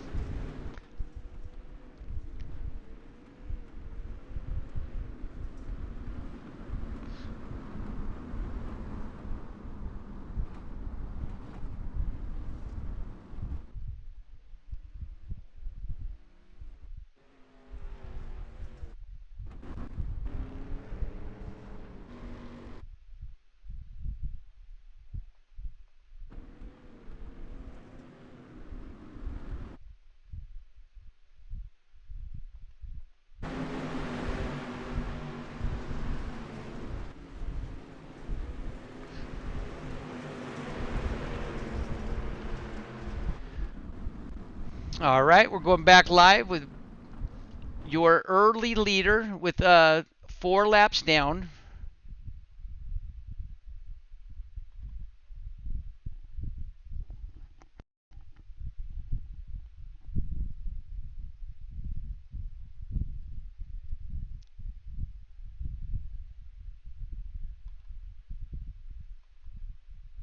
Testing 1, 2.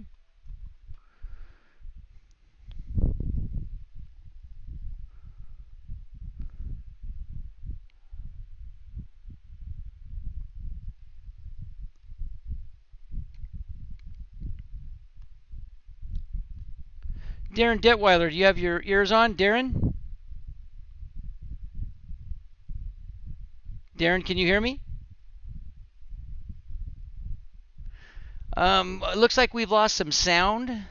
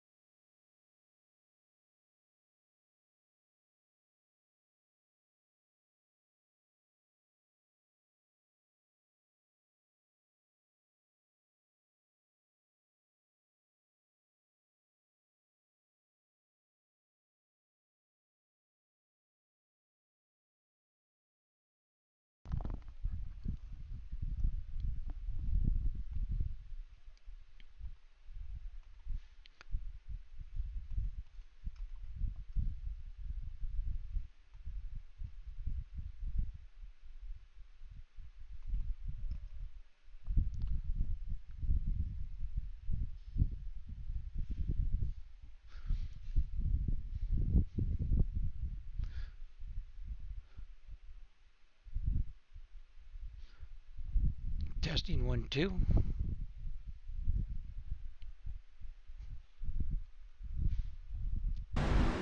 All right, we got our audio back. Sorry, race fans and streamers. For some reason, we lost audio. I had to turn off a system and turn it back on, and it took a minute. But let's get back with lap 11 of a 50-lap race. I'm sure you race fans and viewers enjoyed me not saying anything, so you guys got a break there from listening to me. So that's always a good thing happening. But let's go back to our leader, Sinkhorn, up in front. That's number 19. Unofficial. Nope, he is. That is your leader. Coming up in some traffic right now. Braden Johnson in the second spot. Darren Friedman in the third. So now Sinkhorn's getting some traffic, and it seems like he wants to be a little racy with the leader. And that looks like it's number 21, Jared Duff. And Jared Duff is trying to hang with the leader. He's going to go a lap down, but he can get his lap back. But I hate to see him crash into one of these top 3 cars. But he's racing. He looks like he's staying out of the trouble, but he's feeling racy. Sinkhorn out in the lead. Johnson second. Friedman third. Let's go back to see if there's a battle for the 4th and 5th spot. So there's the battle for 4th, 5th, and 6th. It's going to be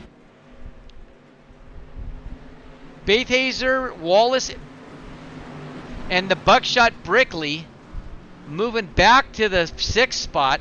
Brickley in the middle of Baithazer and Wallace. Oh, and Brickley spins going in out of 2. That's going to be a yellow flag.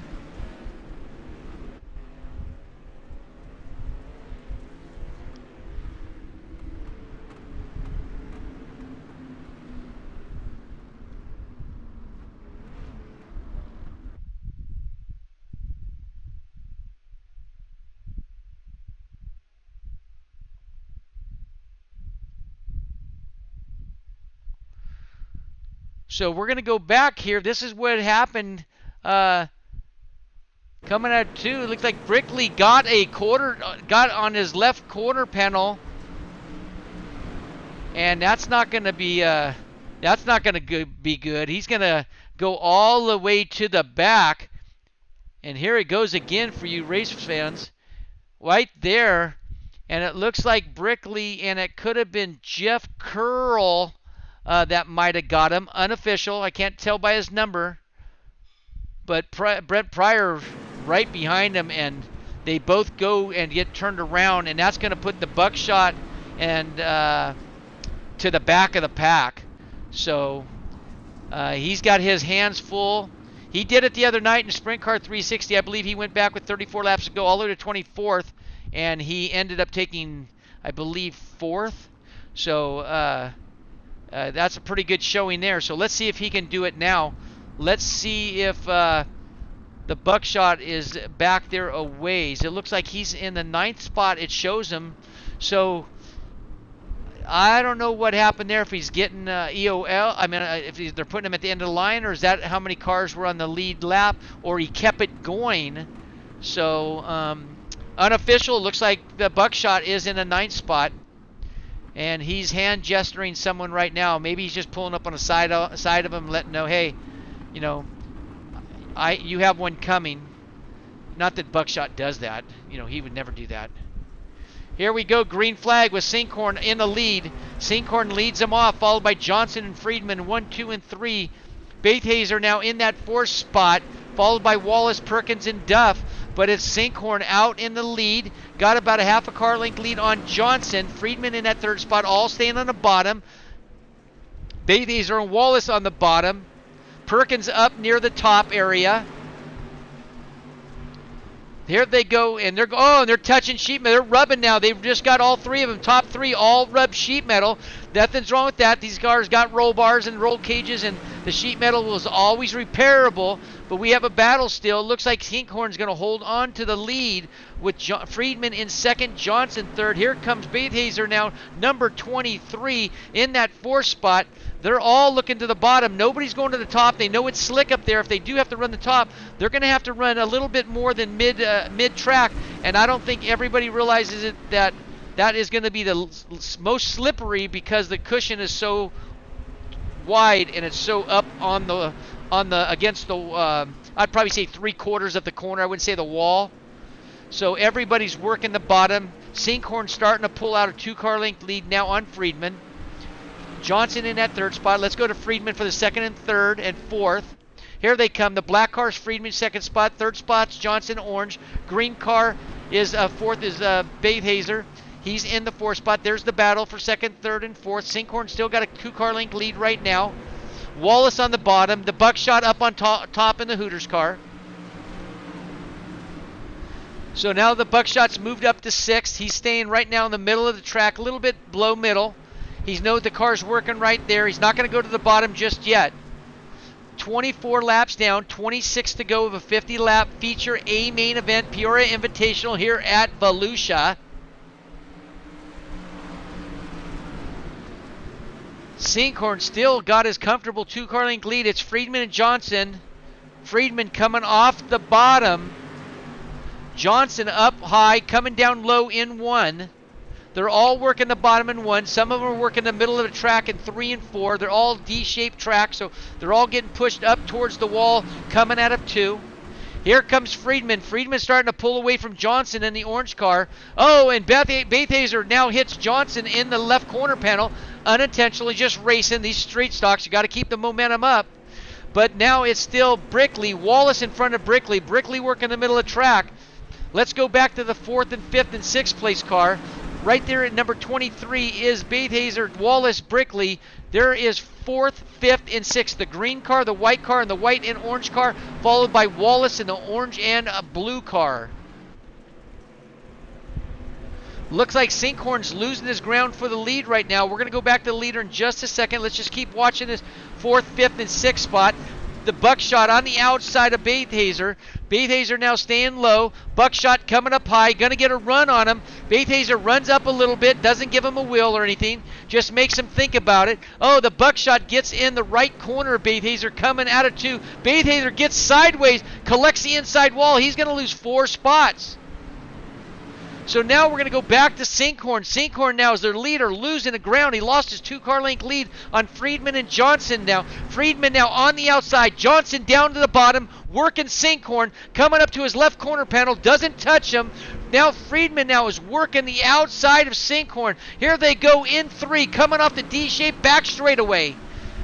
Oh, it looks like Sinkhorn pushes up a little bit. That's going to let Friedman get a nice run off turn 4. He's going to pull away about a car length and a half. Yes, he did. And that's going to let him get a run on him now. Sinkhorn starting to lose ground. Johnson's on the outside on the right quarter panel of Sinkhorn with 30 laps down, 20 laps to go. Johnson goes up too tall against the wall, lost a little bit of ground, but he came down strong. Brickley, the Buckshot in 4th, Wallace in the 5th. They're about 5 car lengths back right now, but your top 3 is Friedman, Sinkhorn, and Johnson. 1, 2, and 3 synchronizing together just like a 3-piece pick on a domino. Just the way it is set on a domino, that's how they're coming off the corner. Look at that. 3-dot domino coming down the front straightaway, coming past this checkered flags area. It's Friedman, Sinkhorn, and Johnson with 19 laps to go. Does Sinkhorn have enough to get that lead back in Friedman? Friedman looks like he took it like with no problems, but now Friedman still going into the middle. Sinkhorn down to the bottom, doesn't get the run he wants. Johnson still holding up high in the middle on the outside. Now he's going to come down right next to Sinkhorn's left quarter pounder, and he gives him a tap, and that might have gave Sinkhorn and Johnson a tap. That might have tapped all 3 of them, and it looks like Sinkhorn's got the lead. Johnson takes 2nd. Your leader, Friedman, backs to 3rd. The Buckshot on the outside coming off turn 4. He's going to try to take over the 3rd spot. This is getting exciting with 17 laps. Now Johnson's looking on the bottom of Sinkhorn. Sinkhorn's looking in his mirror maybe. He's making mistakes. Johnson goes low, drifts up, might collect with Sinkhorn. No, he gives him enough room. He's going to work the bottom, come out where the moisture's at, coming past the checkered stripes, right at the line, and they're side by side with 16 laps to go. Oh, and Johnson gives Sinkhorn a nice little nudge, almost turns him. That's going to let Sinkhorn start to pull a 2-car length lead on Johnson. Here comes Friedman again. The Buckshot moved back to the 4th spot. He's still trying to look to find his way into 3 spot. He hasn't made any ground up on the top 3 cars with all the mistakes they've been having. Brickley staying in that 4th spot. He has not capitalized 1 inch. This race is getting exciting with 15 laps to go. It looks like Friedman's trying to give a wheel to Sinkhorn. Johnson's trying to hold off on Friedman. Down across the stripes they go. It's Sinkhorn, Johnson, Friedman, Buckshot, and Wallace. It's Johnson and Friedman just holding sheet metal. They are just pushing sheet metal left and right.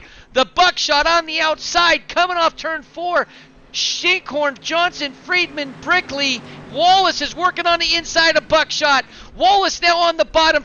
Buckshot goes high. Friedman goes down to the top side. Johnson down to the middle. We got a battle for 5 positions to go for the lead. 13 laps to go. This is getting all fired up here at Volusia Speedway. Now Johnson, underneath Johnson and Friedman, Sinkhorn all touch metal. They all get sideways. The Buckshot goes up to the wall, and you can't go any farther. He's in the 4th spot. Wallace is working the bottom of the Buckshot. Buckshot, Sinkhorn, Friedman, they're just punching and pounding on each other. They're going to get in a fight after this race. Stick around. They will be getting out of their cars, and they're going to be throwing blows.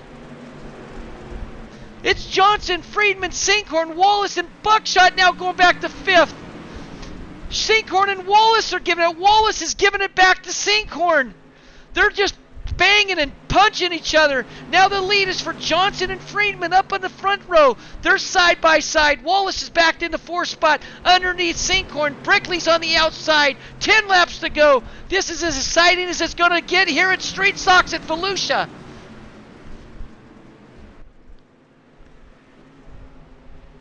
They're coming across the stripes with 9 laps to go. It's Friedman, Johnson, 1 and 2. Friedman blocks Johnson. Johnson does a slide job, and then Johnson does a back underneath move, a crossover to get back to Friedman. Here they go. Johnson on the inside, giving some metal to Friedman. They're going side by side. They didn't touch each other this time. That's one of the few times they haven't collected. They're coming in some traffic. Now Friedman gives Johnson a little bit of push, tries to get him sideways. The buckshot still working the outside. He hasn't really made up much ground, but he feels comfortable there. I got to take a shot at Captain. This is getting me excited. Here they come, coming out of 4 with 8 laps to go. It's still Johnson and Friedman, followed by Sinkhorn and Wallace in the buckshot. And the Bathhazer now coming in the roll. Top 6 cars, single file. The buckshot up high. Bathhazer's trying to get underneath him for turn for the 5th position. Johnson on top, Friedman into his left corner panel, gonna give him another nudge, trying to get him loose. Sinkhorn's gonna try to capitalize, number 19. Who's going to win this race? I say if Friedman's in second, he's going to give Johnson some sheet metal bumper, and there's going to be a fight right there on the front straightaway in front of the crowd. It's Friedman underneath, Johnson on top, Wallace on top, Sinkhorn on the bottom. The buckshot goes to the bottom. 6 laps to go. This is getting exciting every lap. The buckshot can't make up any ground. I'm sure he's pulling the hair out of his helmet. Johnson, Friedman on the bottom. They're in some lap traffic. The lap car should stay high. Oh, we got a crash, and that could be Bathhazer into the wall. The yellow flag should come out, and it does. We're going to have a photo finish, race fans. Woo! This cannot be scripted out any better. Street stock. Here's a Volusia. This could be single file, green, white, checkered. Is Johnson going to give Friedman a bumper? Is the buckshot going to go on the outside, or is he going to feed him something? What's Sinkhorn going to do? He's been in the top 3 all night. He's sitting behind the buckshot in the 4th spot. Bathhazer in the 5th, Simpson in the 6th. Simpson's starting to come up the food chain. He was sitting 8th and 9th. Now he's in a 6th. So really what this is going to boil down to, green-white checker. The leader cannot fire until the pace truck, all 4 tires get off the track. So the start of the green is on the pole sitter can fire. It is not on the flagman. Race fans, I know that you're eating popcorn and choking, so you got to down some beverage to stop yourself from choking, because this race is getting exciting. Friedman, number 89, taking a lead later in the race, about lap 38. Then he's holding off. He's gone to second, gone to third. Braden Johnson, number 14, had the lead for a while. Then he's moving back to second. The buckshot went all the way to the last, 9th or 12th spot. Should have been 24th. I don't know what happened there, but he was in the 9th or 10th spot 15, 20 laps ago. He's in the 3rd spot. Carter Sinkhorn has led this race. He's in the 4th. He got turned. Again, we don't know exactly if there's going to be penalties. It's up to the Peoria Invitational Jeff Hall and his officiating. It has nothing to do with United Dirt Sim Series. It's all on Peoria Invitational officials. We're going to be going green. We're going to stick it up on the leader. He's going to come around. He's going to fire right now. Here they come. It's Johnson underneath. Friedman gets a really nice run. It's going to be green-white checker. The buckshot lost a little bit of ground. I don't know if he can catch him. If these guys don't play bumper cars, I don't think Brickley the buckshot can catch him. I don't think there's enough horsepower in the track slicking off. But the buckshot goes to the bottom. Sinkhorn goes to the bottom, way bottom, and comes out wide. Here comes Johnson. It's 2 laps to go. This could be the white flag. They're going to come down to the checker. Johnson and Friedman are nose to tail, going down the back straight of the D shape. Is Johnson going to feed it to Friedman and say, take this, young man, because I'm going to feed you? He doesn't have enough momentum. Here it comes down to the stretch out of 4. It's Darren Friedman with the win. Braden Johnson 2nd. Billy Brickley 3rd. Carter Sinkhorn 4th. Brett Pryor 5th. What a battle. Woo! That was a race, another hit for me, another sip of the Captain. That's going to just refresh my throat just a little bit. Race fans and viewers, stick around, streamers. We're going to have an interview with top 3, possibility 4th and 5th place, because they were hanging up front till lap 40, 42, and it was a 50-lap main event. But I won't get an interview with someone that might have been 4th and 5th, because they might not be happy and they might say something that's not nice on our live stream. So let's pull in. Whew, that was a race. Let's pull our 3rd place car in. And that's going to be Billy Brickley. Wow, let's go interview Braden Johnson. We're going to get Friedman. Where's Mr. S? Darren Friedman. Where's Darren Friedman? Darren's not there, so he's going to have to find we're going to have to find the winner. The winner doesn't look like he have a Discord, but we're going to have to pull the Buckshot in. Austin's in, Billy's in. All right, I guess we're going to have to find out, and Braden's in. So let's get our 3rd place finisher. Let's pull him up. And hey, Billy, this is Billy up in the tower. You got your Discord on? Yeah, I got you. Holy crud, man. I'm over here smacking down a 5th of Captain Morgan because my throat's so dry. How exciting was that race? I was pretty excited. It's kind of how I thought it was going to go. So we top few guys there, we were all going to be right next to each other. It was interesting for sure. I was trying to make the top work, but the top just didn't have nothing up there, so I had to go to the middle and just throttle it. And it was pretty decent once I got by everything. Well, I told our viewers, man, I said, hey, the Buckshot's in 6th, but he's had 8 laps to make some ground up, and you weren't making any ground up, but you could see what was going on up front. They were starting to bang and throw some bumpers out, and I thought, well, this is the chance. And a couple times they banged bumpers. You didn't make much ground up, but you had to go to the bottom. So that top was a safe place to be when they were playing bumper cars for a little bit. Do you agree? Yeah, I was hoping it would work and just drive around everybody. Early on, it was kind of working a little bit, and then I found the middle, and it was really good. And then it went away towards the end. Everybody was kind of equal no matter where you were at. But I think it worked out pretty good. That last caution worked in my favor. Carter, I don't know who was where, but it was pretty close.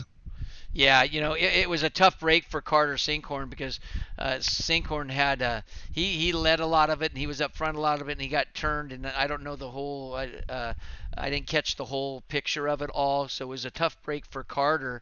But again, you pulled it off. You got tapped in the left corner panel that spun you, that made you go to the back spot, 9th, 10th, 11th position. Am I correct? Yeah, something. I don't remember. I think it was a big checkup and everybody bunched up into each other, and then it is what it is. It fell back, and then I came right back up to the front pretty early running that. That's when I found that middle and was able to patch quite a few guys for sure. Well, it was an exciting race, and we figured out, man, top 6 coming down to a green-white checker. It was going to be exciting. And again, you could tell I lost my voice. I get excited. I fumble over my words sometimes, but it doesn't matter because I get so darn excited. But is there anybody that you'd like to thank, and any of your sponsors that you'd like to thank before I let you go? Just got to thank Sofa King Fast, Sim Sports, United Dirt Sim Series, Speed World Hobbies, Design Metal Art, Jessup Logistics, and Pushing the Cushion Productions. Well, again, thank you. Put on a great show. Go celebrate with your all-girl or all-woman pit crew. Enjoy it. Keep the dollars in your pocket tonight. They should be paying for something.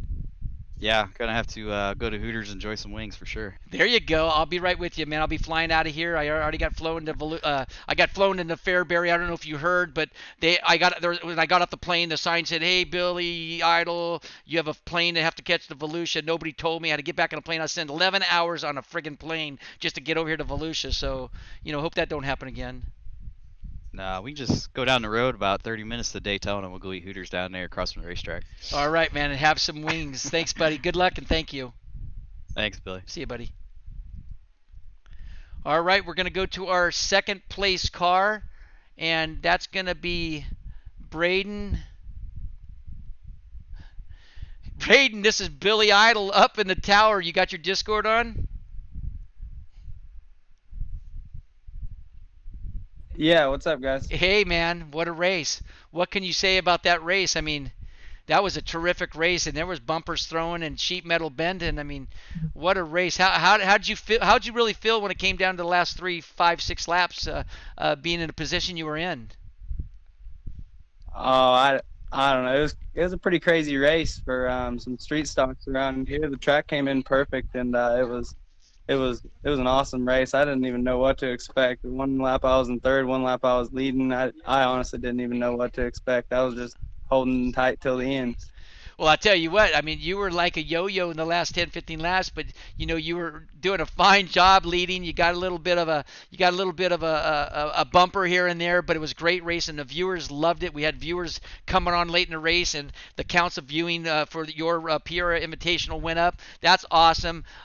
What did you feel like when it came down to the last 3 laps?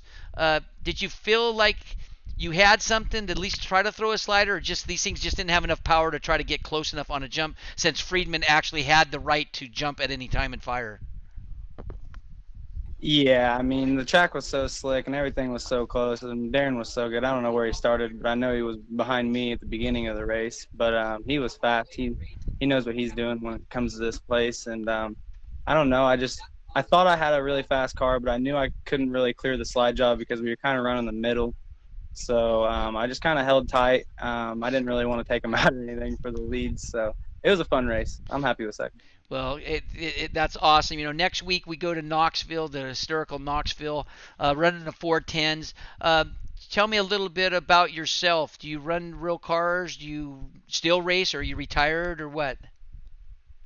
Yes, sir. I race crate late models around the Midwest, UMP crate late models, and we race Macon Speedway is our home track. We usually race like Lincoln, Jacksonville Speedway, Tri-City Speedway, all the tracks close nearby, Farmer City.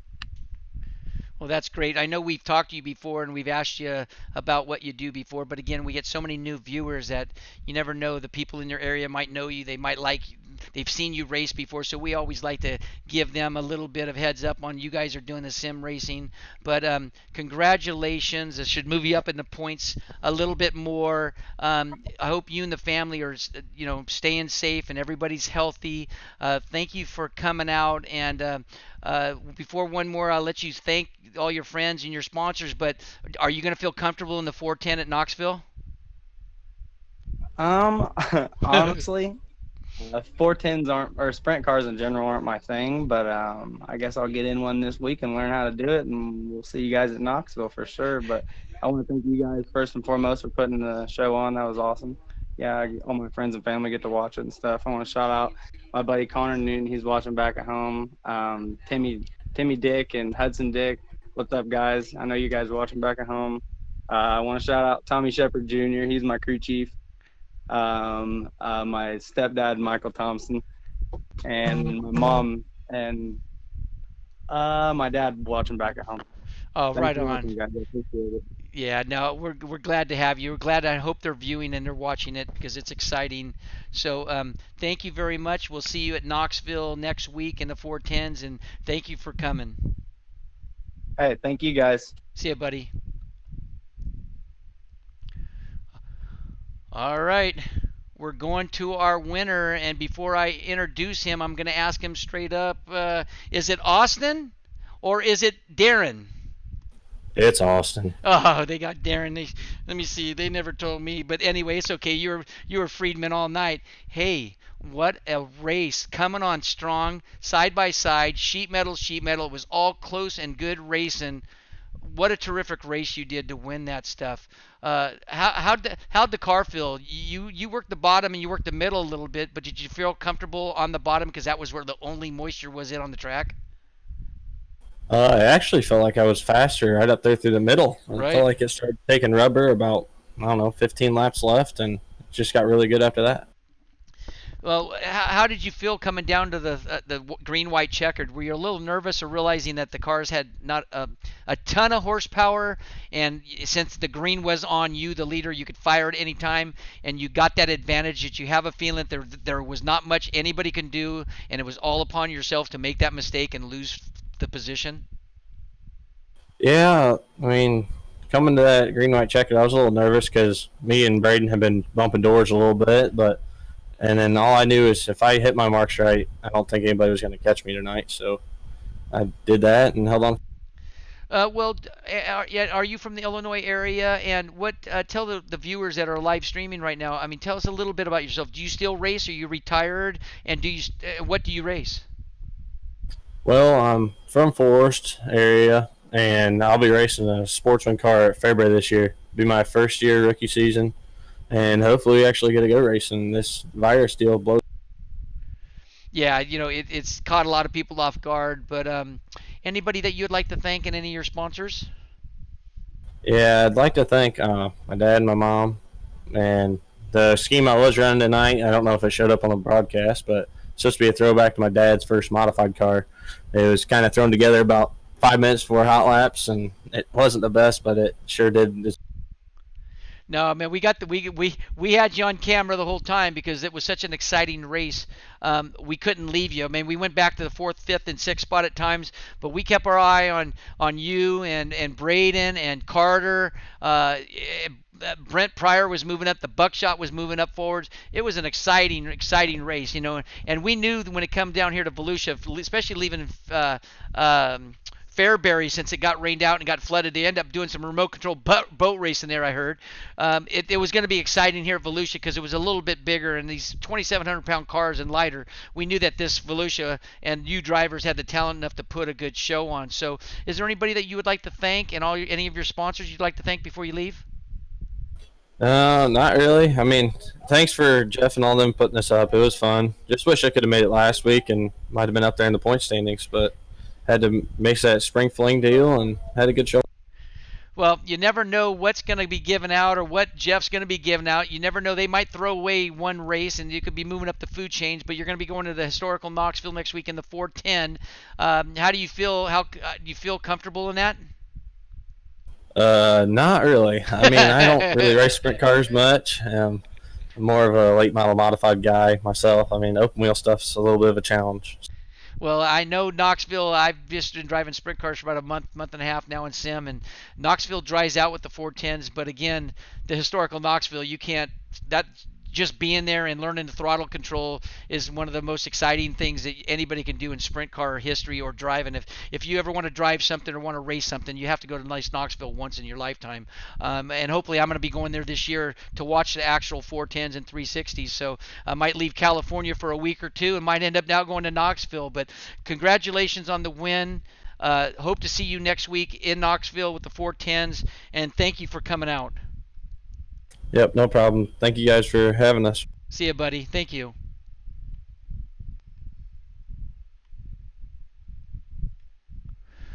Yeah, this is Billy up in the tower. Carter, you got your Discord on? Yes, sir, I do. Oh, brother. I mean, I feel for you a little bit. Trust me. I took the last 3 laps. I actually took a couple more shots of the captain. I've already finished almost the court.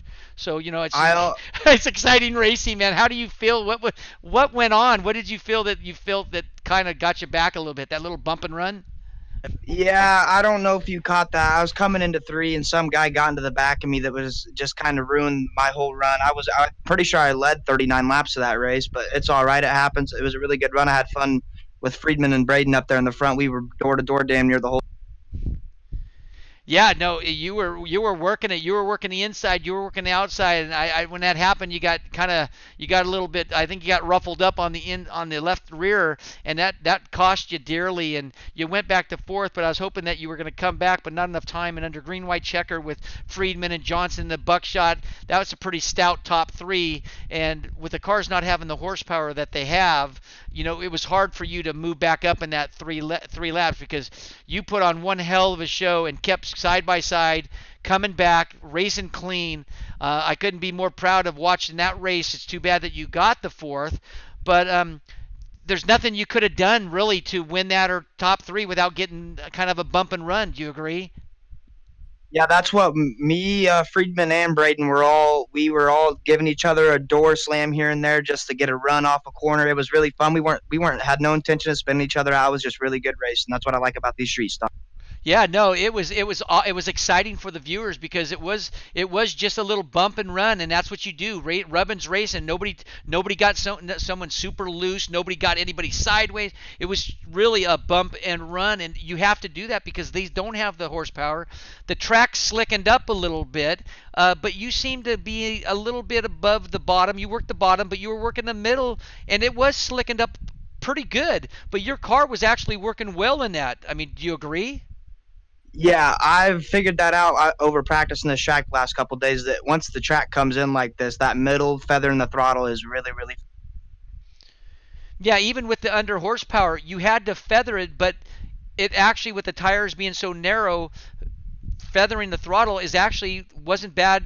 It wasn't bad where everybody was throwing their cars in, and you were making ground. So you were practicing what you preach what you practice, and you were actually feathering the throttle and getting around really good. Yeah, I don't know if you know, I got passed by Friedman pretty early on, but I was right back on his bumper right when he got by me. It was really fun. This clean racing had a good time with them guys. Yeah, so no, it was clean race until the little bump that you got, and I felt bad because you led at least 35, 36 laps, and you were in the top two battling out. But racing's racing. I'm sure if it was done, you're Jeff Racing Media. I'm sure they're going to go out and handle a fine and EOL for the next race. But it was exciting. Is there anybody? Tell me a little bit about yourself before I let you go. Do you race real cars? Yeah, I race UMP modifieds with I just got a new Elite this year. I wasn't an old Shaw car, but I'm looking to turn some good laps. It's my first full season, but because of this virus, we ain't been able to get the race. But I actually get to drive it for the first time this weekend at Farmer, so I'm pretty excited about that. But no, I just have to thank. Oh, go ahead. No, you're fine. Go ahead. Well, I got a lot of people to thank. Honestly, my parents and for what they do for me and all the racing they pay for and help me, strive and get better. And obviously, I got to thank iRacing. I don't hear anybody say that when they do these interviews, but iRacing we have to thank for this. They really put on a great servers and a great website, and it's a very fun beta. It's awesome. Right. Is your parents watching tonight, or your girlfriend, or your wife? Yeah, my parents were downstairs watching the stream. I could hear them screaming. They were pretty excited about it.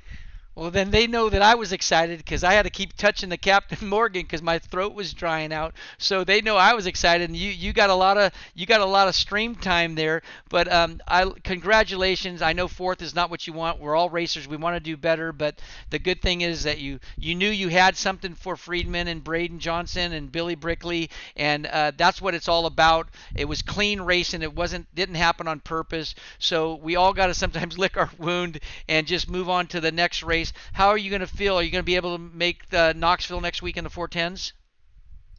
I've never really been able to compete in the 410s because I usually run non-fixed because I'm up to my A license now. But now that it's fixed, I think I'll have something for 'em.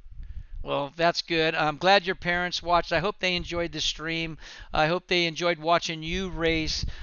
Good luck. Hope to see you next week. Great job, and thank you for joining us here up in the tower. Yep, thanks, Billy. You have a good night. You too, buddy. Well, race fans and streamers, live streamers, all I can say is good night. Have a great night. Have a safe night. Again, until the coronavirus is gone, all I can say is tell your loved ones you love them. Help your friends. Help your family. Do what you can. Stay out of big crowds. Don't go out if you don't have to. But remember, try to help out your neighbors and your friends and your loved ones. If anybody needs any help, help them if you can.